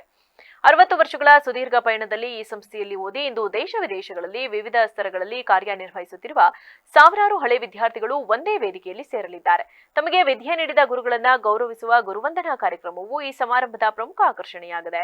ಹಾಸನ ಸರ್ಕಾರಿ ಐಟಿಐ ಪ್ರಾಚಾರ್ಯರಾದ ಪ್ರದೀಪ್ ಎಂ ಅವರ ನೇತೃತ್ವದಲ್ಲಿ ವಿದ್ಯಾರ್ಥಿಗಳ ಸಂಘದ ಅಧ್ಯಕ್ಷರಾದ ಕೆಎಂ ಶ್ರೀನಿವಾಸ, ಕಾರ್ಯದರ್ಶಿ ಸುದೀಪ್ ಹಾಗೂ ಸಂಘದ ಪದಾಧಿಕಾರಿಗಳು ಮತ್ತು ಸಂಸ್ಥೆಯ ಸಿಬ್ಬಂದಿ ವರ್ಗದವರು ಕಾರ್ಯಕ್ರಮದ ಯಶಸ್ಸಿಗಾಗಿ ಸಕಲ ಸಿದ್ಧತೆಗಳನ್ನು ಮಾಡಿಕೊಂಡಿದ್ದಾರೆ. 20 ವರ್ಷಗಳ ಪೂರೈಸುವ ಈ ಸರ್ಕಾರಿ ಕೈಗಾರಿಕಾ ಸಂಸ್ಥೆಯ ಒಂದು ಕಾರ್ಯಕ್ರಮ ಮಾಡಬೇಕು. ಈ ಒಂದು ಐಟಿಐನ ಒಂದು ಮೆಲುಕು ಹಾಕಬೇಕು.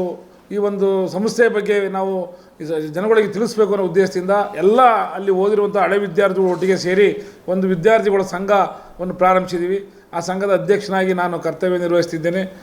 ಈ ಒಂದು ಹಳೆ ವಿದ್ಯಾರ್ಥಿಗಳ ಸಂಘ ಮಾಡೋ ಉದ್ದೇಶ ಏನಂದರೆ, ಇಲ್ಲಿ ಓದಿರುವಂಥ 1963ರಿಂದ ಇಲ್ಲಿವರೆಗೂ ಓದಿರುವಂಥ ಎಲ್ಲ ವಿದ್ಯಾರ್ಥಿಗಳು ವಿವಿಧ ವೃತ್ತಿಯಲ್ಲಿ, ವಿವಿಧ ಫ್ಯಾಕ್ಟ್ರಿಗಳಲ್ಲಿ, ವಿವಿಧ ಒಂದು ಸಂಸ್ಥೆಗಳಲ್ಲಿ ಉತ್ತಮವಾದ ಕೆಲಸವನ್ನು ಮಾಡೋದ್ರ ಮೂಲಕ ತಮ್ಮ ವೃತ್ತಿ ಜೀವನವನ್ನು ಪ್ರಾರಂಭಿಸಿ ತುಂಬ ವ್ಯವಸ್ಥಿತವಾಗಿದ್ದಾರೆ. ಆದರೆ ಇವತ್ತಿನ ಪರಿಸ್ಥಿತಿಯಲ್ಲಿ ಸರ್ಕಾರಿ ಕೈಗಾರಿಕಾ ತರಬೇತಿ ಸಂಸ್ಥೆಗಳು ಅಷ್ಟೊಂದು ಮಟ್ಟದ ಪ್ರವೇಶಕ್ಕಾಗಿ ಅಥವಾ ಇನ್ನೊಂದು ರೀತಿಯಾದಂಥ ಪ್ರಚಾರವನ್ನು ಪಡೆಯಲು ಹಿಂದೆ ಉಳಿದಿದೆ.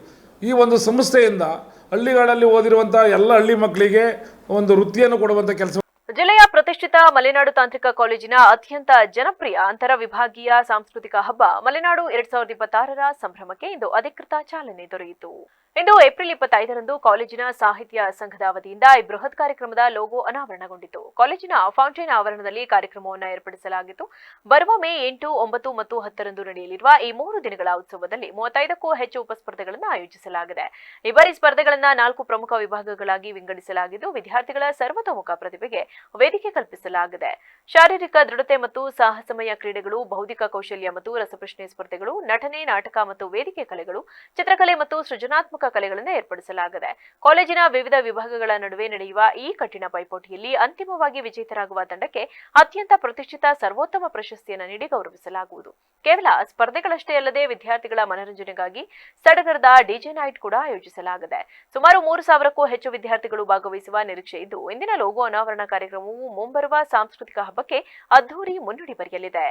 ಟಾರ್ ರಸ್ತೆಯಲ್ಲಿ ಅಡ್ಡಲಾಗಿ ತೋಡಿದ ಗುಂಡಿಯಿಂದ ಅಪಘಾತಗಳ ಸಂಖ್ಯೆ ಗಣನೀಯವಾಗಿ ಹೆಚ್ಚಾಗಿದೆ. ಅಧಿಕಾರಿಗಳು ಅಪಘಾತಗಳನ್ನು ತಪ್ಪಿಸುವ ನಿಟ್ಟಿನಲ್ಲಿ ಈ ಕೂಡಲೇ ರಸ್ತೆ ಸರಿಪಡಿಸಲು ಮುಂದಾಗಬೇಕು ಎಂದು ಸಾರ್ವಜನಿಕರು ಆಗ್ರಹಿಸಿದ್ದಾರೆ. ಬೇಲೂರು ಪಟ್ಟಣದ ಬೇಲೂರು ಹಳೆಬೀಡು ಮಾರ್ಗದ ಶಾಂತಿನಗರದ ಸಮೀಪದ ರಸ್ತೆಯಲ್ಲಿ ಯಾವುದೋ ಕಾರಣಕ್ಕಾಗಿ ಅಡ್ಡಲಾಗಿ ತೆಗೆದಿರುವ ಗುಂಡಿಯಿಂದ ಅಪಘಾತಗಳು ಸಂಭವಿಸುತ್ತಿರುವ ಪ್ರಕರಣಗಳು ಹೆಚ್ಚುತ್ತಿವೆ. ಸುಮಾರು 1 ತಿಂಗಳ ಹಿಂದೆ ರಸ್ತೆಯಲ್ಲಿ ತೆಗೆದಿರುವ ಗುಂಡಿಯನ್ನ ಮುಚ್ಚುವ ಕೆಲಸ ಮಾಡಿಲ್ಲ. ಇದರಿಂದ ರಸ್ತೆಯಲ್ಲಿ ಈ ಗುಂಡಿಗಳನ್ನು ತಪ್ಪಿಸಲು ಹೋಗಿ ವಾಹನ ಸವಾರರು, ಅದರಲ್ಲೂ ದ್ವಿಚಕ್ರ ವಾಹನ ಸವಾರರು ನಿಯಂತ್ರಣ ಕಳೆದುಕೊಂಡು ಅಪಘಾತ ಸಂಭವಿಸುತ್ತಿವೆ. ಸಮಯಕ್ಕೆ ಸರಿಯಾಗಿ ದುರಸ್ತಿ ಮಾಡದಿರುವುದು ಈ ಸಮಸ್ಯೆಗೆ ಮುಖ್ಯ ಕಾರಣವಾಗಿದೆ ಎಂದು ಸ್ಥಳೀಯರು ಗಂಭೀರ ಆರೋಪ ಮಾಡಿದ್ದಾರೆ. ನನ್ನ ಹೆಸರು ಚಂದ್ರಶೇಖರ್ ಅಂತ ಹೇಳಿ, ನಿವೃತ್ತ ಕೃಷಿ ಅಧಿಕಾರಿ ಸರ್. ನೋಡಿ, ಇಲ್ಲಿ ಹಳೆಬೀಡು ರಸ್ತೆಯಲ್ಲಿ ಈ ಒಂದು ಚರಂಡಿಯನ್ನು ಬಹುಶಃ ಯಾವುದಕ್ಕೋ ಅವ್ರ ಕನೆಕ್ಷನ್ಸ್ಗೋಸ್ಕರ ತಗೊಂಡಿದ್ದಾರೆ. ಆದರೆ ಒಂದು ದುರ್ವಿಧಿ ಏನಂತ ಹೇಳಿದ್ರೆ, ತಗೊಂಡ ಮೇಲೆ ಅದನ್ನು ಮುಚ್ಚಿ ಸಾರ್ವಜನಿಕರಿಗೆ ತೊಂದರೆ ಆಗದ ರೀತಿಯಲ್ಲಿ ಅನುಕೂಲ ಮಾಡಿಕೊಡ್ಬೇಕಾದ ಅವ್ರ ಕರ್ತವ್ಯ ಇತ್ತು. ಆದರೆ ಸುಮಾರು ಹೆಚ್ಚು ಕಮ್ಮಿ 1 ತಿಂಗಳಾಯಿತು ಸರ್. ಎಷ್ಟೊಂದು ಆಕ್ಸಿಡೆಂಟ್ ಆಗಿದೆ ಗೊತ್ತಾ. ಬೈಕ್ಗಳು ಗುದ್ದಿಗಳು, ಅದು ಮುಂದ್ಗಡೆ ಚಕ್ರಗಳೆಲ್ಲ ಬೆಂಡಾಗಿದೆ. ಕಾರು ಬಂದು ಗುದ್ದಿ ಎಷ್ಟೊಂದು ಜನ ಕೈಕಾಲು ಮುರಿದಿದೆ. ತುಂಬಾ ಅನಾಹುತ ಆಗಿದೆ.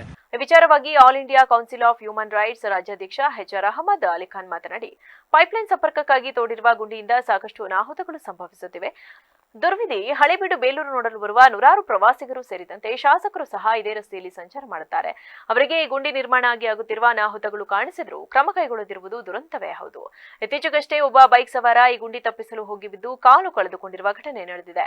ಹೀಗೆ ಕಳೆದ 1 ತಿಂಗಳಿಂದ ಅಪಘಾತಗಳು ಸಂಭವಿಸುತ್ತಲೇ ಇವೆ. ಸಂಬಂಧಪಟ್ಟ ಅಧಿಕಾರಿಗಳು ಸಮಯಕ್ಕೆ ಸರಿಯಾಗಿ ದುರಸ್ತಿ ಮಾಡದಿರುವುದು ಈ ಸಮಸ್ಯೆಗೆ ಮುಖ್ಯ ಕಾರಣವಾಗಿದೆ. ಇನ್ನಾದರೂ ಅಧಿಕಾರಿಗಳು ರಸ್ತೆ ದುರಸ್ತಿಗೆ ಮುಂದಾಗಬೇಕು ಎಂದು ಮನವಿ ಮಾಡಿದರು. ನನ್ನ ಹೆಸರು H R. Ahmad Ali Khan, all India council of human rights state president. ವಿಚಾರ ಏನಿದೆ ಅಂತ ಹೇಳಿದ್ರೆ, ಈ ನಮ್ಮ ಹಳೆಬೀಡು ರಸ್ತೆಯಲ್ಲಿ ಈ ಅಗದು ತನ್ನ ಪೈಪ್ ಕನೆಕ್ಷನ್ ತಗೊಳ್ಳೋದಕ್ಕೂ ಏನಕ್ಕೂ ಅಗದಿದ್ದಾರೆ. ಅಗದು ಏನಾಗಿದೆ, ಸುಮಾರು ಬಹಳಷ್ಟು ಆಕ್ಸಿಡೆಂಟ್ಗಳು, ಅನಾಹುತಗಳಾಗಿದೆ. ಮೊನ್ನೆನೂ ತಾನೇ 2 ವೀಲಿಂದ ಬಿದ್ದು ಒಬ್ಬ ವ್ಯಕ್ತಿ ಕಾಲು ಮುರಿಯಿತು. ಹಿಂದ್ಗಡೆಯಿಂದ ವೆಹಿಕಲ್ ಬಂದಿದೆ, ಅದನ್ನು ಟಚ್ ಮಾಡಿ ಆಕ್ಸಿಡೆಂಟ್ ಆಯಿತು. ಇನ್ಸಿಡೆಂಟ್ ಇಷ್ಟೊಂದು ನಡೀತಾ ಇದೆ, ಅನಾಹುತಗಳಾಗ್ತಾ ಇದೆ. ಯಾವುದೇ ಒಬ್ಬರು PWD ಅಧಿಕಾರಿಗಳೇ ಆಗಲಿ, ಸಂಬಂಧಪಟ್ಟಂತ PDOಗಳ ಅಧಿಕಾರಿಗಳಾಗಲಿ ಯಾರೂ ಕೂಡ ಇದ್ರ ಬಗ್ಗೆ ಗಮನ ಹರಿಸ್ತಾ ಇಲ್ಲ. ಶಾಸಕರು ಕೂಡ ಇದ್ರ ಬಗ್ಗೆ ಹೋಗ್ತಾರೆ, ಬರ್ತಾ ತಿರುಗಾಡ್ತಾ ಇದ್ದಾರೆ. ಇದು ಕೂಡ ಈ ಸಂದರ್ಭದಲ್ಲಿ ನಿವೃತ್ತ ಕೃಷಿ ಅಧಿಕಾರಿ ಚಂದ್ರಶೇಖರ್, ಸಿಕಂದರ್ ಪಾಷಾ, ಅಂಜುಮ್, ಸೈರಸ್ ಖಾನ್ ಸೇರಿದಂತೆ ಮತ್ತಿತರರು ಹಾಜರಿದ್ದರು. ಎಸ್ಎಸ್ಎಲ್ಸಿ ಪರೀಕ್ಷೆಯಲ್ಲಿ ತಾಲೂಕಿಗೆ ಉತ್ತಮ ಫಲಿತಾಂಶ ಬಂದಿರುವುದು ಹೆಮ್ಮೆಯ ಸಂಗತಿಯಾಗಿದ್ದು, ಇದಕ್ಕಾಗಿ ಶ್ರಮಿಸಿದ ಶಿಕ್ಷಣ ಇಲಾಖೆ ಹಾಗೂ ಶಿಕ್ಷಕ ವೃಂದವನ್ನು ಅಭಿನಂದಿಸುವುದಾಗಿ ಶಾಸಕ ಎ. ಮಂಜು ತಿಳಿಸಿದರು. ಕ್ಷೇತ್ರ ಶಿಕ್ಷಣಾಧಿಕಾರಿಗಳ ಕಚೇರಿ ಸಭಾಂಗಣದಲ್ಲಿ ಶುಕ್ರವಾರ ಏರ್ಪಡಿಸಿದ ಹೆಚ್ಚಿನ ಅಂಕ ಪಡೆದ ವಿದ್ಯಾರ್ಥಿಗಳು ಹಾಗೂ 100% ಫಲಿತಾಂಶ ಪಡೆದ ಶಾಲೆಗಳಿಗೆ ಅಭಿನಂದನೆ ಸಲ್ಲಿಸುವ ಸಮಾರಂಭದಲ್ಲಿ ಭಾಗವಹಿಸಿ ಮಾತನಾಡಿದ ಅವರು, ಕಳೆದ ಸಾಲಿಗಿಂತ ಹೆಚ್ಚಿನ ಫಲಿತಾಂಶ ಬಂದಿದೆ. ಸರ್ಕಾರಿ ಶಾಲೆಗಳು ಉತ್ತಮ ಫಲಿತಾಂಶ ದಾಖಲಿಸಿರುವುದು ಒಳ್ಳೆಯ ಬೆಳವಣಿಗೆಯಾಗಿದ್ದು, ಸರ್ಕಾರಿ ಶಾಲೆಗಳ ದಾಖಲಾತಿ ಇನ್ನು ಮುಂದೆ ಹೆಚ್ಚಲಿದೆ. ಸರ್ಕಾರಿ ಶಾಲೆಗಳು ಉತ್ತಮವಾಗಿ ನಡೆದಾಗ ಮಾತ್ರ ಸಮಾಜದಲ್ಲಿ ಬಡವರು, ಕೃಷಿಕರು, ಕೂಲಿ ಕಾರ್ಮಿಕರ ಮಕ್ಕಳು ಶಿಕ್ಷಣ ಪಡೆದು ಬದುಕು ಕಟ್ಟಿಕೊಳ್ಳಲು ಸಾಧ್ಯವಾಗುತ್ತದೆ. ಉತ್ತಮ ಫಲಿತಾಂಶಕ್ಕೆ ಕಾರಣರಾದ ವಿದ್ಯಾರ್ಥಿಗಳು ಮತ್ತು ಶಿಕ್ಷಕ ಸಮೂಹ ಅಭಿನಂದನಾರ್ಹರು ಎಂದರು. ಹೆಚ್ಚಿನ ಅಂಕ ಪಡೆದ ವಿದ್ಯಾರ್ಥಿಗಳು 100% ಫಲಿತಾಂಶ ಪಡೆದ ಶಾಲಾ ಮುಖ್ಯ ಶಿಕ್ಷಕರನ್ನು ಗೌರವಿಸಲಾಯಿತು. ಬಿಇಒ ಕೆಪಿ ನಾರಾಯಣ್, ಅಕ್ಷರ ದಾಸೋಹ ಸಹಾಯಕ ನಿರ್ದೇಶಕ ರಂಗಸ್ವಾಮಿ, ಶಿಕ್ಷಣ ಇಲಾಖೆ ಅಧಿಕಾರಿಗಳು ಮತ್ತು ಶಿಕ್ಷಕರು ಮತ್ತು ಪೋಷಕರು ಉಪಸ್ಥಿತರಿದ್ದರು. ಇದು ಒಂದು ನನ್ನ ಬರವಣಿಗೆಯಲ್ಲಿ ಇರ್ತದೆ. ಎಲ್ರಿಗೂ ಒಂದೊಂದು ಆಸೆ ಇರ್ತದೆ. ಅವರವರ ಇದರಲ್ಲಿ ಯಾವುದ್ರ ಬಗ್ಗೆ ಇಷ್ಟ ಏನು ಅಂತಕ್ಕಂಥದ್ದು, ಮಗುವಾಗಿರ್ಬೋದು, ಟೀಚರ್ ಆಗಿರ್ಬೋದು, ಯಾವ್ದಾರು ಇರ್ಬೋದು, ನನಗೆ ಅತಿ ಹೆಚ್ಚು ಬದಲಾವಣೆ ತರಬೇಕು ಅಂತ ಆಸೆ ಇರ್ತಕ್ಕಂಥದ್ದು ಆ ವಿದ್ಯೆನಲ್ಲಿ ಅಂತಕ್ಕಂಥದ್ದನ್ನ ಮನಸ್ಫೂರ್ತಿಯಾಗಿ ಹೇಳಿದ್ದೆ. ಇವಾಗ ಒಪ್ಪಿಕೊಂಡಿದ್ದೀರಿ ಅಂತಕ್ಕಂಥದ್ದು ಕೂಡ ನನಗೆ ಆ ಗೌರವನ ತಂದುಕೊಂಡಿದ್ದೀರಿ. ನಿಮ್ಗೆಲ್ರಿಗೂ ಕೂಡ ಆ ಭಗವಂತ ಮುಖ್ಯ ಶಿಕ್ಷಕರಿಗೆ ಅಲ್ಲ, ನಿಮ್ ಜೊತೆಲಿ ಇರ್ತಕ್ಕಂಥ ಸಹ ಶಿಕ್ಷಕರಿಗೂ ಸೇರಿ ಭಗವಂತ ಒಳ್ಳೇದು ಮಾಡಲಿ ಅಂತ ಈ ಸಂದರ್ಭದಲ್ಲಿ ಹಾರೈಸ್ತೇನೆ. ಪತ್ರಿಕಾ ಬರ್ತದೆ. ನಿಜವಾಗ್ಲೂ ಕೂಡ ನಾನು ಹೋದಂತ ಊರು, ಇಲ್ಲಿ ಬೆಳೆದಂತ ಜಾಗ, ನನ್ನನ್ನು ಶಾಸಕ ಮಾಡಿರ್ತಕ್ಕಂಥ ಕ್ಷೇತ್ರ, ಆ ಕ್ಷೇತ್ರದಲ್ಲಿ ನಾನು ತಾಲೂಕು ವ್ಯಾಪ್ತಿಯ ದೇವಾಲಕೆರೆ ಗ್ರಾಮ ಪಂಚಾಯಿತಿ ವ್ಯಾಪ್ತಿಯ ಹೋಡಚಳ್ಳಿ ಪ್ರದೇಶದಲ್ಲಿ ಅರಣ್ಯ ಇಲಾಖೆಗೆ ಸೇರಿದ ಸರ್ವೆ ನಂಬರ್ 28ರ ಜಾಗದಲ್ಲಿ ಅಕ್ರಮವಾಗಿ ಗುಡಿಸಲು ನಿರ್ಮಾಣವಾಗಿರುವುದು ಬೆಳಕಿಗೆ ಬಂದಿದ್ದು ಈ ಘಟನೆ ಸಾರ್ವಜನಿಕರಲ್ಲಿ ಆತಂಕಕ್ಕೆ ಕಾರಣವಾಗಿದೆ. ಮೂಲಗಳ ಪ್ರಕಾರ ತಮಿಳುನಾಡು ಮೂಲದ ಕೆಲವರು ಅನಧಿಕೃತವಾಗಿ ಅರಣ್ಯ ಪ್ರದೇಶದಲ್ಲಿ ನೆಲೆಸಿರುವ ಶಂಕೆ ವ್ಯಕ್ತವಾಗಿದ್ದು, ಪ್ರಕರಣದ ಕುರಿತು ಸಮಗ್ರ ಮತ್ತು ಪಾರದರ್ಶಕ ತನಿಖೆ ನಡೆಸಬೇಕು ಎಂದು ಕರ್ನಾಟಕ ರಕ್ಷಣಾ ವೇದಿಕೆ ಒತ್ತಾಯಿಸಿದೆ. ಇದೇ ವೇಳೆ ಸ್ಥಳೀಯ ರೈತರಿಗೆ ಕರ್ನಾಟಕ ಅರಣ್ಯ ಕಾಯ್ದೆ 1963ರ ಕಲಂ 64 ಅಡಿಯಲ್ಲಿ ನೋಟಿಸ್ ಜಾರಿಯಾಗುತ್ತಿರುವುದರಿಂದ ರೈತರಲ್ಲಿ ಭೀತಿ ಮತ್ತಷ್ಟು ಹೆಚ್ಚಾಗಿದೆ. ಒಂದೆಡೆ ರೈತರಿಗೆ ನೋಟಿಸ್ ನೀಡಲಾಗುತ್ತಿರುವಾಗ ಇನ್ನೊಂದೆಡೆ ಅಕ್ರಮ ವಾಸಸ್ಥಳಗಳಿಗೆ ವಿದ್ಯುತ್, ಕುಡಿಯುವ ನೀರು ಸೇರಿದಂತೆ ಮೂಲಭೂತ ಸೌಲಭ್ಯಗಳನ್ನು ಒದಗಿಸಿರುವುದು ಹಲವು ಅನುಮಾನಗಳಿಗೆ ಕಾರಣವಾಗಿದೆ ಎಂದು ಕರವೇ ಆರೋಪಿಸಿದೆ. ಈ ಪ್ರಕರಣದ ಹಿಂದೆ ಪ್ರಭಾವಿ ವ್ಯಕ್ತಿಗಳು ಹಾಗೂ ಸಂಬಂಧಿತ ಇಲಾಖಾ ಸಿಬ್ಬಂದಿಗಳ ಕೈವಾಡವಿರಬಹುದೆಂಬ ಶಂಕೆಯನ್ನು ಸಂಘಟನೆ ವ್ಯಕ್ತಪಡಿಸಿದ್ದು, ಸಂಪೂರ್ಣ ತನಿಖೆ ನಡೆಸಿ ತಪ್ಪಿತಸ್ಥರ ವಿರುದ್ಧ ಕಠಿಣ ಕ್ರಮ ಕೈಗೊಳ್ಳಬೇಕು ಎಂದು ಆಗ್ರಹಿಸಿದೆ. ಅಧಿಕಾರಿಗಳು ತಕ್ಷಣ ಕ್ರಮ ಕೈಗೊಳ್ಳದಿದ್ದಲ್ಲಿ ಉಪವಿಭಾಗಾಧಿಕಾರಿ ಕಚೇರಿ ಎದುರು ಅನಿರ್ದಿಷ್ಟಾವಧಿ ಮುಷ್ಕರ ಹಮ್ಮಿಕೊಳ್ಳುವುದಾಗಿ ಕರವೇ ಎಚ್ಚರಿಕೆ ನೀಡಿದೆ. ಈ ಬೆಳವಣಿಗೆ ಅರಣ್ಯ ಸಂರಕ್ಷಣೆ, ಕಾನೂನು ಪಾಲನೆ ಮತ್ತು ಸ್ಥಳೀಯರ ಹಕ್ಕುಗಳ ಕುರಿತು ಗಂಭೀರ ಚರ್ಚೆಗೆ ಕಾರಣವಾಗಿದ್ದು, ಸಂಬಂಧಿತ ಇಲಾಖೆಗಳು ಸೂಕ್ತ ಕ್ರಮ ಕೈಗೊಳ್ಳುತ್ತಾ ಸಾರ್ವಜನಿಕರ ನಿರೀಕ್ಷೆ ಹೆಚ್ಚಾಗಿದೆ. ಪಿಡಿಒಗೆ ಪಿಡಿಒ ಕೇಳಿದ್ರೆ ನಮಗೆ ಇದಕ್ಕೂ ಸಂಬಂಧ ಇಲ್ಲ ಅಂತಾರೆ. JGMನವ್ರಿಗೆ ಕೇಳಿದ್ರೆ ನಮ್ಗೆ ಯಾರು ಕೊಟ್ಟರು ಗೊತ್ತೇ ಇಲ್ಲ ಅಂತವ್ರೆ. ಮೀಟ್ರ್ ಬೋರ್ಡು ಏನಾದ್ರು ಸಂತಲ್ಲಿ ಸಿಗ್ತಿದ್ದಾವೆ ಸಕಲೇಶ್ಪುರದಲ್ಲಿ ಅಂತ ನಮಗೆಲ್ಲರಿಗೂ ಅನುಮಾನ ಕಾಡ್ತಾ ಇದೆ. ಈಗ ಅದರಿಂದ ಇದು ಈ ವಿಚಾರವಾಗಿ ಈ ಕ್ಷಣದಿಂದನೇ ಇದಕ್ಕೆ ತನಿಖೆ ಎತ್ತಿಸಬೇಕು. 3 ದಿವಸದಿಂದ ನಾವು ಮಾಧ್ಯಮ ಮುಖಾಂತರ ಪತ್ರಿಕೆ ಮುಖಾಂತರ ವಿಚಾರಗಳನ್ನೆಲ್ಲ ತಿಳಿಸ್ತಾ ಇದ್ದೀವಿ. ಯಾವುದೇ ಕ್ರಮ ತೆಗೆದುತ್ತಿಲ್ಲ. ACF ಅವರು DF ಅವರು ಫೋನ್ ತೆಗಿಯಲ್ಲ. ಇದಕ್ಕೆ ಯಾರು ಹೊಣೆ, ಏನಾಗಿದೆ ಇಲ್ಲಿ? ಈ ಥರ ಒಳ್ಳೆ ಒಂದು ಲೇಔಟ್ ಸಕಲೇಶ್ಪುರದಲ್ಲಿ ಈ ಥರ ಲೇಔಟ್ ಇಲ್ಲ, ಆ ಥರ ಲೇಔಟು ಇಲ್ಲಿ ನಿರ್ಮಾಣ ಆಗಿದೆ. 3 JGM ಪೈಪ್ಗಳು ಕೊಟ್ಟಿದ್ದಾರೆ, 2 ಮೀಟ್ರು, ಹಾಗೆಯೇ ಎಲ್ಲ ಬಾತ್ರೂಮ್ ವ್ಯವಸ್ಥೆ. ಆ ಕಡೆ ಸೈಡ್ ನೋಡಿದ್ರೆ 4 ಬಾತ್ರೂಮ್ ಸಪ್ರೇಟಾಗಿ ಕಟ್ಟಿದ್ದಾರೆ. ಇಲ್ಲಿ ವ್ಯವಸ್ಥೆ ಏನಾಗಿ. ಬೇಲೂರು ತಾಲೂಕಿನ ಹೊಸ ಉತ್ಪತ್ತನಹಳ್ಳಿ ಗ್ರಾಮದಲ್ಲಿ ಗ್ರಾಮದ ಅಧಿಷ್ಠಾತೃ ದೇವಿ ಮಿಡಿಚುಲಮ್ಮ ತಾಯಿಯ ಜಾತ್ರೋತ್ಸವವು ಭಕ್ತಿ ಭಾವದಿಂದ ಹಾಗೂ ವೈಭವದಿಂದ ನೆರವೇರಿತು. ಗ್ರಾಮಸ್ಥರು, ಸುತ್ತಮುತ್ತಲಿನ ಹಳ್ಳಿಗಳ ಭಕ್ತರು ಸಾವಿರಾರು ಸಂಖ್ಯೆಯಲ್ಲಿ ಭಾಗವಹಿಸಿ ದೇವಿಯ ಆಶೀರ್ವಾದ ಪಡೆದರು. ಜಾತ್ರೆಯ ಅಂಗವಾಗಿ ಬೆಳಗಿನ ಜಾವದಿಂದಲೇ ದೇವಸ್ಥಾನದಲ್ಲಿ ವಿಶೇಷ ಪೂಜೆ, ಅಭಿಷೇಕ, ಅಲಂಕಾರ ಹಾಗೂ ಹೋಮ ಹವನ ಕಾರ್ಯಕ್ರಮಗಳು ನಡೆದವು. ಪೂಜಾ ಕಾರ್ಯಕ್ರಮಗಳಲ್ಲಿ ಭಾಗವಹಿಸಿದ ಭಕ್ತರು ದೇವಿಗೆ ಕಾಯಿ, ಹಣ್ಣು, ಪುಷ್ಪ ಹಾಗೂ ಹರಕೆಗಳನ್ನು ಸಮರ್ಪಿಸಿದರು. ಗ್ರಾಮದ ಹಿರಿಯರು ಹಾಗೂ ಅರ್ಚಕರು ವೇದ ಮಂತ್ರಗಳೊಂದಿಗೆ ಪೂಜೆಯನ್ನು ನೆರವೇರಿಸಿದರು. ಮಧ್ಯಾಹ್ನದ ವೇಳೆಗೆ ಮಿಡಿಚಲಮ್ಮ ತಾಯಿಯ ಉತ್ಸವ ಮೂರ್ತಿಯನ್ನ ಅಡ್ಡ ಪಲ್ಲಕ್ಕಿ ಮೂಲಕ ಗ್ರಾಮ ಸುತ್ತಲೂ ಭವ್ಯ ಮೆರವಣಿಗೆ ನಡೆಸಲಾಯಿತು. ಮೆರವಣಿಗೆಯಲ್ಲಿ ತಾಳಮದ್ದಳೆ, ಡೊಳ್ಳು ಕುಣಿತ ಹಾಗೂ ಜನಪದ ಕಲಾ ತಂಡಗಳು ಭಾಗವಹಿಸಿ ಸಂಭ್ರಮವನ್ನು ಹೆಚ್ಚಿಸಿದವು. ಮಹಿಳೆಯರು ಆರತಿ ತೆಗೆದು ದೇವಿಯನ್ನ ಬರಮಾಡಿಕೊಂಡರು. ಜಾತ್ರೆಯ ಪ್ರಮುಖ ಆಕರ್ಷಣೆಯಾಗಿ ಭಕ್ತರಿಂದ ವಿಶೇಷ ಅರ್ಕೆಗಳ ಸಮರ್ಪಣೆ. ಕೆಲ ಭಕ್ತರು ತಮ್ಮ ಮನೋಭಾವಗಳನ್ನು ನೆರವೇರಿಸಿದ ಹಿನ್ನೆಲೆಯಲ್ಲಿ ದೇವಿಗೆ ವಿಶೇಷ ಕಾಣಿಕೆಗಳನ್ನು ಸಮರ್ಪಿಸಿದರು. ನಂತರದಲ್ಲಿ ಮಹಾಪೂಜೆ ಹಾಗೂ ಪ್ರಸಾದ ವಿತರಣೆ ನಡೆಯಿತು. ಭಕ್ತರಿಗೆ ಅನ್ನ ಸಂತರ್ಪಣೆ ವ್ಯವಸ್ಥೆ ಮಾಡಲಾಗಿದ್ದು, ಸಾವಿರಾರು ಜನರು ಭಾಗವಹಿಸಿ ಪ್ರಸಾದ ಸ್ವೀಕರಿಸಿದರು. ಜಾತ್ರೆಯ ಸಂದರ್ಭದಲ್ಲಿ ಗ್ರಾಮದಲ್ಲಿ ಉತ್ಸವದ ವಾತಾವರಣ ಕಂಗೊಳಿಸಿತು. ಜಾತ್ರೆಯ ನಿಮಿತ್ತ ಗ್ರಾಮದಲ್ಲಿ ಸ್ವಚ್ಛತೆ, ಭದ್ರತೆ ಮತ್ತು ವಾಹನ ಸಂಚಾರಕ್ಕೆ ವಿಶೇಷ ವ್ಯವಸ್ಥೆ ಮಾಡಲಾಗಿತ್ತು. ಈ ಸಂದರ್ಭದಲ್ಲಿ ಚನ್ನಕೇಶವ ದೇಗುಲ ಮಾಜಿ ಧರ್ಮದರ್ಶಿ ಯುಟಿ ಕೇಶವಮೂರ್ತಿ, ಸನ್ಯಾಸಿಹಳ್ಳಿ ಗ್ರಾಮ ಪಂಚಾಯಿತಿ ಅಧ್ಯಕ್ಷ ಶಿವು, ಬಾಳೆಹಣ್ಣು ರಮೇಶ್ ಸೇರಿದಂತೆ ಗ್ರಾಮದ ಮುಖಂಡರು, ಭಕ್ತಾದಿಗಳು ಸೇರಿದಂತೆ ಕಾರ್ಯಕ್ರಮವನ್ನು ಯಶಸ್ವಿಗೊಳಿಸಿದರು. ಒಟ್ಟಿನಲ್ಲಿ ಹೊಸ ಉತ್ಪತ್ತನಹಳ್ಳಿಯ ಮಿಡಿಚಲಮ್ಮ ತಾಯಿಯ ಜಾತ್ರೆ ಧಾರ್ಮಿಕ ಭಾವನೆ, ಸಾಂಪ್ರದಾಯಿಕ ಆಚರಣೆ ಮತ್ತು ಗ್ರಾಮೀಣ ಸೌಹಾರ್ದತೆಯ ಸಂಕೇತವಾಗಿ ಎಲ್ಲರ ಗಮನ ಸೆಳೆಯಿತು. ಗ್ರಾಮದಲ್ಲಿ ನೆಲೆಸಿರ್ತಕ್ಕಂಥ ಮಿಡಿಚಲಮ್ಮ ದೇವರು ನೆಲೆಸಿರ್ತಾರೆ. ಈ ದೇವರಿಗೆ ದುರ್ಗಮ್ಮ, ಅಂತರಗಟ್ಟೆಯಮ್ಮ ಇಬ್ಬರು ಅಕ್ಕದೇವರು. ಚನ್ನಕೇಶ್ವರ ರಥೋತ್ಸವ ಆದಮೇಲೆ ದುರ್ಗಮ್ಮನ ಜಾತ್ರೆ, ದುರ್ಗಮ್ಮಂದಾದಮೇಲೆ ಅಂತರಗಟ್ಟೆಯಮ್ಮಂದು, ನಂತರ ಮಿಡಿಚಲಮ್ಮಂದು. 3 ಜನ ಒಟ್ಟಿಗೆ ಈ ದಿನ ಕೆಂಡ ಆಯ್ದು ಜನಗಳಿಗೆ ಮಳೆ ಬೆಳೆ ಸಮೃದ್ಧಿಯಾಗಲಿ, ಆರೋಗ್ಯ ಭಾಗ್ಯ ಎಲ್ಲ ಸಿಗಲಿ ಅಂತ ಆಶಿಸಿ ತಾಯಿಯವರು ಆಶೀರ್ವಾದ ಮಾಡ್ತಾರೆ. ಇದು ಕೊನೆ ಜಾತ್ರೆ ಆಗಿರುತ್ತದೆ ಬೇಲೂರಿನಲ್ಲಿ. ಸುತ್ತಮುತ್ತಲ ಗ್ರಾಮಸ್ಥರು ಹಾಗೂ ಹುಣಿಕೆರೆ ಬೀದಿ ಹಿಂದ್ಲಿಂದ ತವ್ರ ಮನೆ ಅಂತ ಹೇಳ್ತಾರೆ. ಅದು ಅವರು ಬಂದು ಮೊದಲು ತುಂಬಿ ಎಡೆ ಕೊಟ್ಟು ಆಕೆಗೆ ಏನು ಸಮರ್ಪಣೆ ಮಾಡಬೇಕು ಅದನ್ನು ಮಾಡೋಗ್ತಾರೆ. ಮತ್ತು ಡಾಕ್ಟರ್ ರಾಜ್ಕುಮಾರ್ ಹಾಗೂ ಪುನೀತ್ ರಾಜ್ಕುಮಾರ್ ಅವರ ಪುತ್ಥಳಿಯನ್ನ ಶೀಘ್ರದಲ್ಲೇ ನಿರ್ಮಾಣ ಮಾಡಲಾಗುವುದು ಎಂದು ಶಾಸಕ ಸಿಎನ್ ಬಾಲಕೃಷ್ಣ ಭರವಸೆ ನೀಡಿದರು. ಪಟ್ಟಣದ ಡಾಕ್ಟರ್ ರಾಜ್ಕುಮಾರ್ ಉದ್ಯಾನವನದಲ್ಲಿ ರಾಜ್ಕುಮಾರ್ ಅವರ ಹುಟ್ಟುಹಬ್ಬ ಹಾಗೂ ಮಕ್ಕಳ ಕ್ರೀಡಾ ಸಾಮಗ್ರಿಗಳನ್ನು ಉದ್ಘಾಟಿಸಿ ಮಾತನಾಡಿ, ಪಟ್ಟಣದ ಸೌಂದರ್ಯವನ್ನು ಹೆಚ್ಚಿಸಲು ಉದ್ಯಾನವನಗಳಿಗೆ ಹೆಚ್ಚು ಮಹತ್ವವನ್ನು ನೀಡಲಾಗುತ್ತಿದ್ದು, ಅದರಂತೆ ರಾಜ್ಕುಮಾರ್ ಉದ್ಯಾನವನದಲ್ಲಿ ಸಾರ್ವಜನಿಕರು ಮತ್ತು ಮಕ್ಕಳು ವಾಯುವಿಹಾರಕ್ಕೆ ಹೆಚ್ಚಿನ ಸಂಖ್ಯೆಯಲ್ಲಿ ಬರುತ್ತಿದ್ದರು. ಅದನ್ನು ಗಮನಿಸಿದ ಪುರಸಭೆಯ ಹಿಂದಿನ ಆಡಳಿತ ಮಂಡಳಿ ಉದ್ಯಾನವನದಲ್ಲಿ ಮಕ್ಕಳಿಗೆ ಆಟವಾಡಲು ಸಾಮಗ್ರಿಗಳನ್ನು ನಿರ್ಮಿಸಲಾಗಿದ್ದು, ಪಟ್ಟಣದಲ್ಲೇ ಒಂದು ಸುಸಜ್ಜಿತ ಉದ್ಯಾನವನಕ್ಕಾಗಿ ಮಾರ್ಪಟ್ಟಿದೆ. ಇದಕ್ಕೆ ರಾಜ್ಕುಮಾರ್ ಸಂಘದ ಸದಸ್ಯರುಗಳ ಕಾಳಜಿಯಿಂದ ಇಂತಹ ಸುಂದರ ಉದ್ಯಾನವನ ಮಾಡಲು ಸಾಧ್ಯವಾಗಿದೆ ಎಂದು ತಿಳಿಸಿದರು. ಇವರಿಗೊಂದು ಪಾಠಶಾಲೆ ಬೇಕು ಅಂತ ಇತ್ತು. ಆ ಕಾಳಜಿಯನ್ನೇ ಮರೆತು ಬಿಟ್ಟು ಏನಿದ್ರು ನನಗೆ ಬೇಕು ಅಂತ ಕಬಳಿಸೋಂಥ ಸಮಯದಲ್ಲಿ ನಮ್ಮ ಮಾರ್ಗದರ್ಶಕರು ಹಿರಿಯರು ಯಾಕಂದರೆ ಅವರು ಆ ಉನ್ನತ ಮಟ್ಟಕ್ಕೆ ಏರಬೇಕಾದ್ರೆ ಇಂಥ ಮನೋಭಾವ ಅವ್ರ ಮನಸ್ಸಿನಲ್ಲಿ ಇರೋದ್ರಿಂದಲೇ ಸಾಧ್ಯ. ಹಿಂದೆ ಈಗ ನಮ್ಮ ಕಬ್ಬನ್ ಪಾರ್ಕ್ ಇದೆ, ಪ್ರತಿಯೊಬ್ಬರು ಹೇಳ್ತಾರೆ ಹಾಸನ ಇದರಲ್ಲಿ ಬೆಂಗಳೂರಿನಲ್ಲಿ ಒಂದು ಹಾಡೇ ಇದೆ, ಪ್ಯಾರಿಸ್ಗಿಂತ ಮೇಲೆ ನೋಡಮ್ಮ ನಮ್ಮ ಕಬ್ಬನ್ ಪಾರ್ಕನ್ನು ಬಂದು ನೋಡಮ್ಮ ಅಂತ ರಾಜ್ಕುಮಾರ್ ಅವರು ಹಾಡಿದ್ದಾರೆ. ಹಾಗೆ ಒಂದು ಊರಿನಲ್ಲಿ ಇರ್ತಕ್ಕಂಥ ಉದ್ಯಾನವನ ಎಷ್ಟೋ ಒಂದು ದೇವಸ್ಥಾನ ಇದ್ದಾಗ ಇದನ್ನು ನಿರ್ಮಿಸೋಂಥ ಮನಸ್ಸು ಬೇಕು, ಇದನ್ನು ಮಾಡೋ ಅಂತ ಈಗಾಗಲೇ ಬೇಡಿಕೆಗಳನ್ನ ಸುಮಾರು ಇಟ್ಟರು. ಡಾಕ್ಟರ್ ರಾಜ್ಕುಮಾರ್ ಸಂಘದ ಜಿಲ್ಲಾ ಗೌರವಾಧ್ಯಕ್ಷರಾದ ಬಾಳುಗೋಪಾಲ್ ಮಾತನಾಡಿ, ರಾಜ್ಕುಮಾರ್ ಕೇವಲ ತಮ್ಮ ಕುಟುಂಬಕ್ಕಾಗಿ ಮೀಸಲಿದ್ದವರಲ್ಲ, ಅವರು ಇಡೀ ಕರ್ನಾಟಕದ ಆಸ್ತಿ. ಅವರು ಸಮಾಜಕ್ಕೋಸ್ಕರ ಸಾಕಷ್ಟು ಕೆಲಸಗಳನ್ನ ಮಾಡಿದ್ದು, ಹಾಸನದ ಆದಿಚುಂಚನಗಿರಿ ಶಾಖಾಮಠ ಹಾಗೂ ಕಲ್ಯಾಣ ಮಂಟಪ ನಿರ್ಮಾಣ ಅರ್ಧಕ್ಕೆ ನಿಂತಿದ್ದ ಸಂದರ್ಭದಲ್ಲಿ ರಾಜ್ಕುಮಾರ್ ಅವರು ಹಾಸನಕ್ಕೆ ಆಗಮಿಸಿ ಕಾರ್ಯಕ್ರಮಗಳನ್ನು ನಡೆಸಿ ಗೇಣಿಗೆ ಸಂಗ್ರಹ ಮಾಡಿ ಅದರ ಹಣದಿಂದ ಕಟ್ಟಡವನ್ನ ನಿರ್ಮಾಣ ಮಾಡಿಸಿದ್ರು. ಇದೇ ರೀತಿ ರಾಜ್ಯದ ಮೂಲೆ ಮೂಲೆಗಳಲ್ಲಿ ಕಾರ್ಯಕ್ರಮಗಳನ್ನ ಮಾಡಿ ಅದರಲ್ಲಿ ಬಂದಂತಹ ಹಣವನ್ನ ಆಯಾ ವ್ಯಾಪ್ತಿಯ ತಾಲೂಕುಗಳಿಗೆ ನೀಡಿ ಸಮಾಜ ಸೇವೆಯನ್ನ ಮಾಡಿರುವುದು ಯಾರೂ ಮರೆತಿಲ್ಲ. ಅಂತಹ ಶ್ರೇಷ್ಠ ನಟರನ್ನ ಪಡೆದ ನಾವುಗಳೇ ಧನ್ಯರು ಎಂದರು.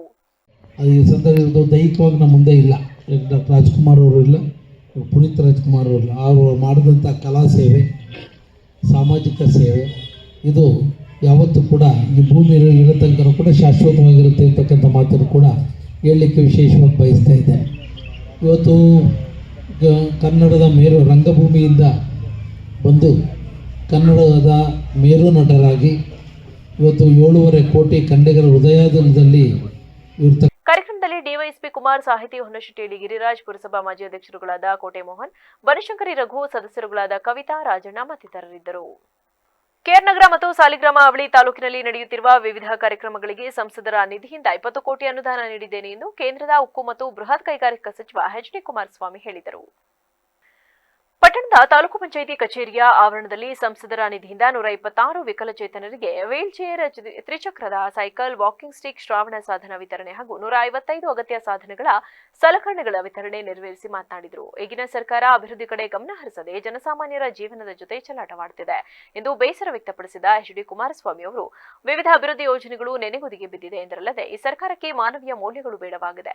ಈ ಸರ್ಕಾರದಲ್ಲಿ ಯುವಕರಿಗೆ ಉದ್ಯೋಗ ನೀಡುತ್ತಿಲ್ಲ ಎಂದು ಬೇಸರ ವ್ಯಕ್ತಪಡಿಸಿದ ಕುಮಾರಸ್ವಾಮಿ ಅವರು, ನಾನು ಮೊದಲ ಬಾರಿಗೆ 2006ರಲ್ಲಿ ಮುಖ್ಯಮಂತ್ರಿಯಾಗಿದ್ದ ವೇಳೆ 1,000 ವಿಕಲಚೇತನರಿಗೆ ಕೆಇಬಿ ಇಲಾಖೆ ಉದ್ಯೋಗ ಕೊಡಿಸಿದೆ. ಆದರೆ ಪರ್ಮನೆಂಟ್ ಮಾಡದೇ ಇದ್ದಾಗ ಮತ್ತೆ 2ನೇ ಅವಧಿಯಲ್ಲಿ ಮುಖ್ಯಮಂತ್ರಿಯಾಗಿ 1,000 ನೌಕರರನ್ನ ಪರ್ಮನೆಂಟ್ ಮಾಡಿದೆ. ಈ ಕುಟುಂಬಗಳು ಇಂದಿಗೂ ನೆನಪಿಸಿಕೊಳ್ಳುತ್ತಾರೆ ಎಂದು ಹೇಳಿದರಲ್ಲದೆ ಕೆಆರ್ ನಗರ ಮತ್ತು ಸಾಲಿಗ್ರಾಮ ತಾಲೂಕಿನಲ್ಲಿ 16 ಲಕ್ಷ ವೆಚ್ಚದಲ್ಲಿ 126 ವಿಕಲಚೇತನರಿಗೆ ವೀಲ್ ಚೇರ್, ತ್ರಿಚಕ್ರದ ಸೈಕಲ್, ವಾಕಿಂಗ್ ಸ್ಟಿಕ್, ಶ್ರವಣ ಸಾಧನ ವಿತರಣೆ ಹಾಗೂ 155 ಅಗತ್ಯ ಸಾಧನ ಸಲಕರಣೆಗಳನ್ನು ನೀಡಿದ್ದೇನೆ ಹಾಗೂ 60 ಲಕ್ಷ ವೆಚ್ಚದಲ್ಲಿ 40 ಎಲೆಕ್ಟ್ರಿಕ್ ಬೈಕ್ಗಳನ್ನು 40 ವಿಕಲಚೇತನರಿಗೆ ನೀಡಿದ್ದೇನೆ ಎಂದು ತಿಳಿಸಿದರು.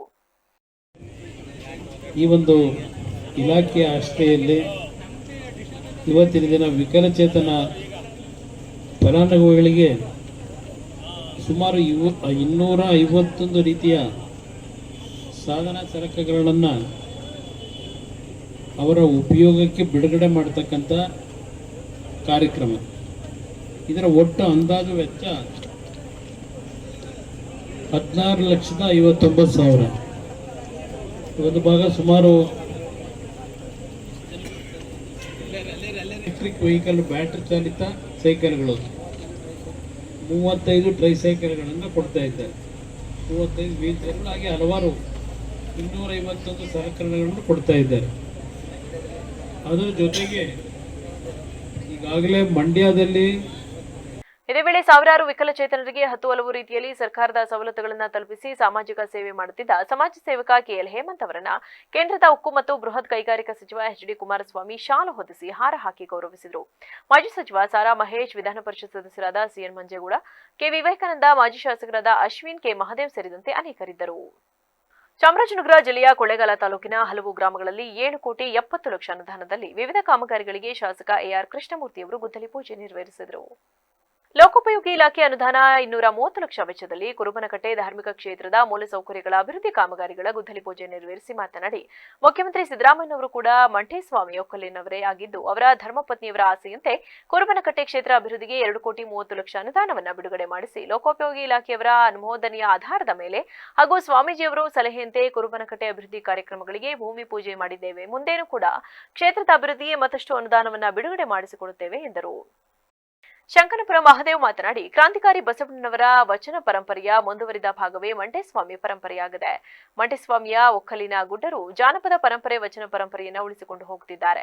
ಮಂಟೇಸ್ವಾಮಿ ಕ್ಷೇತ್ರ ಅಭಿವೃದ್ಧಿಗಾಗಿ ಸರ್ಕಾರ ಅನುದಾನವನ್ನು ಕೊಟ್ಟಿದೆ. ಹಿಂದೆ ಚಿಕ್ಕಲ್ಲೂರು, ಕುರುಬನಕಟ್ಟೆ, ಬೋಪೇಗೌಡನಪುರ, ಕಪ್ಪಡಿ ಕ್ಷೇತ್ರಗಳನ್ನ ಅಭಿವೃದ್ಧಿಗೆ ಅನುದಾನವನ್ನು ಕೊಟ್ಟಿತ್ತು. ಹಾಗೆಯೇ ಕ್ಷೇತ್ರ ಅಭಿವೃದ್ಧಿಗೆ ಹಲವಾರು ಕೆಲಸಗಳು ಆಗ್ತಿವೆ. ಈ ಕ್ಷೇತ್ರದಲ್ಲಿ ಮಂಟೇಸ್ವಾಮಿ ಹಾಡುಗಾರರು ಬರುತ್ತಾರೆ. ಅದರಿಂದ ಎಲ್ಲಾ ರೀತಿಯಲ್ಲಿಯೂ ಕ್ಷೇತ್ರವನ್ನು ಅಭಿವೃದ್ಧಿಪಡಿಸಬೇಕು ಎಂದರು. ಮಹೇಶ್ ಅಲ್ಲ, ನಮ್ಮ MJSV ಗ್ರೌಂಡ್ನಲ್ಲೂ ಕೂಡ ಅವರು ಮಾಡಿದ್ರು. ಕನಿಷ್ಠ ಉದ್ಘಾಟನೆ ಮಾಡಿಸಲ್ಲ, ನನಗೆ ತಪ್ಪಿಸ್ಕೊಂಡು ಓಡ್ಬಿಟ್ರು ಅಲ್ವಾ. ಇವತ್ತು ಕೂಡ ಈ ಭೂಮಿ ಪೂಜೆಗೆ ಅವ್ರು ಉದ್ಘಾಟನೆ ಮಾಡಿಸೋರ್ಗೂ ಇಲ್ಲಿ ನಾನು ನೋಡೋಣ ಮಂಟೇಸ್ವಾಮಿ ಈ ಒಂದು ಪುಣ್ಯಕ್ಷೇತ್ರದ ಕಾರ್ಯಕ್ರಮ ಮುಂಚೆ ಅದನ್ನು ಉದ್ಘಾಟನೆ ಮಾಡಿಸಿದ್ರು ಅಂತ ಹೇಳಿ ನಮ್ಮ ಇಲಾಖಾ ಅಧಿಕಾರಿಗಳಿಗೆಲ್ಲ ಬಹಳ ಹೇಳಿದೆ. ಕೊನೆಗೂ ಈ ಒಂದು ಮಂಟೇಸ್ವಾಮಿಯ ಕುರುಬನಕಟ್ಟೆ ಈ ಕಾರ್ಯಕ್ರಮಕ್ಕೆ ದೇವ್ರ ಪ್ರತ್ಯಕ್ಷ ಆದಂಗೆ ಅವ್ರು ಪ್ರತ್ಯಕ್ಷ ಆಗ್ಬಿಟ್ರು. ಇನ್ನು ಮುಂದೆ ಹಂಗೆ ಮಾಡಬೇಡ್ರಿ. ಇವತ್ತು ಮಾನ್ಯ ಮುಖ್ಯಮಂತ್ರಿಗಳಾದಂಥ ಸಿದ್ದರಾಮಯ್ಯ ಸಾಹೇಬರು ಅವರು ಕೂಡ ಸಿದ್ದಪ್ಪಾಜಿಯ ದೇವರೋಕಲ್ನವರು. ಈ ಸಂದರ್ಭದಲ್ಲಿ ವರುಣ ಲಿಂಗರಾಜ್ ಅರಸ್, ಲೋಕೋಪಯೋಗಿ ಇಲಾಖೆ ಸಹಾಯಕ ಕಾರ್ಯಪಾಲಕ ಅಭಿಯಂತರ ಪುರುಷೋತ್ತಮ್, ಎಂಜಿನಿಯರ್ ಸುರೇಂದ್ರ, ಸಾಮಾಜಿಕ ಹಿತರಕ್ಷಣಾ ಸಮಿತಿ ನಟರಾಜ್ ಮಾಳಿಗೆ, ಗ್ಯಾರಂಟಿ ಯೋಜನೆಗಳ ತಾಲೂಕು ಅಧ್ಯಕ್ಷ ರಾಜೇಂದ್ರ ಹಾಗೂ ಇನ್ನಿತರರಿದ್ದರು. ಸಚಿವ ಡಿ ಸುಧಾಕರ್ ಅವರ ಆರೋಗ್ಯ ಸ್ಥಿತಿಯ ಕುರಿತಾಗಿ ಉಂಟಾಗಿದ್ದ ಆತಂಕದ ಹಿನ್ನೆಲೆಯಲ್ಲಿ ಶಾಸಕ ಟಿ ರಘುಮೂರ್ತಿ ಅವರು ಸ್ಪಷ್ಟನೆ ನೀಡಿದ್ದು, ಸಚಿವರು ಚಿಕಿತ್ಸೆಗೆ ಉತ್ತಮವಾಗಿ ಸ್ಪಂದಿಸುತ್ತಿದ್ದಾರೆ ಎಂದು ತಿಳಿಸಿದ್ದಾರೆ.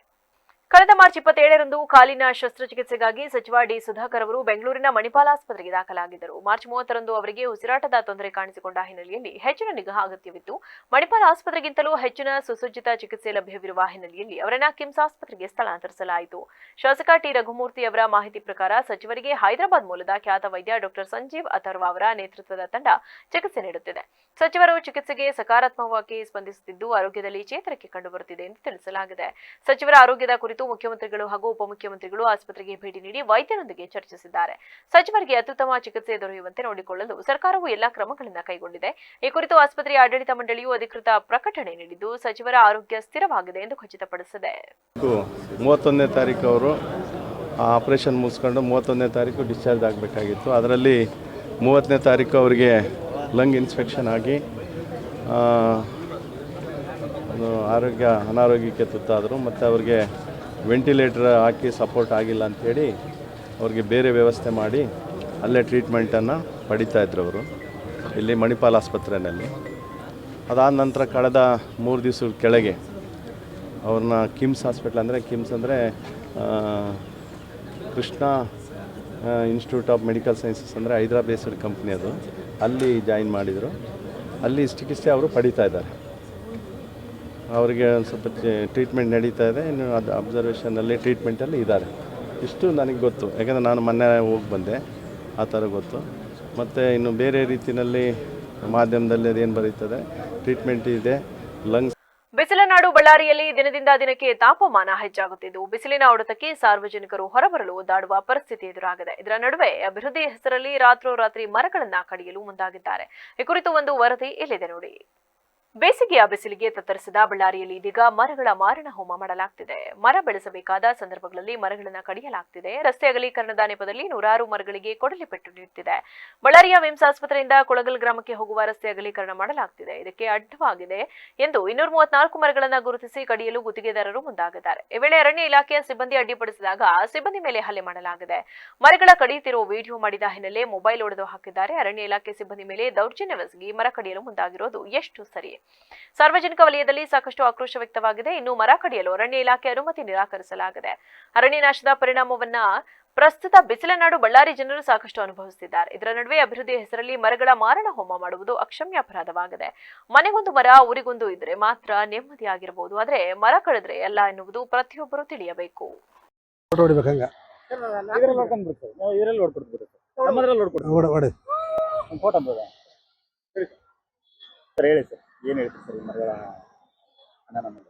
ನೋಡಿ, ಬಳ್ಳಾರಿ ನಗರದಲ್ಲಿ ರಸ್ತೀಕರಣ ಅಗಲ ಮಾಡುವಂಥ ವಿಚಾರದಲ್ಲಿ ನೂರಾರು ಮರಗಳನ್ನು ಕಡಿದಾಕಿರ್ತಕ್ಕಂಥದ್ದು ಏನಿದೆಯಲ್ಲ, ನಾವು ಕರ್ನಾಟಕ ಪ್ರಾಂತ ರೈತ ಸಂಘಟನೆ ಅದು ತೀವ್ರವಾಗಿ ಖಂಡಿಸ್ತೇವೆ.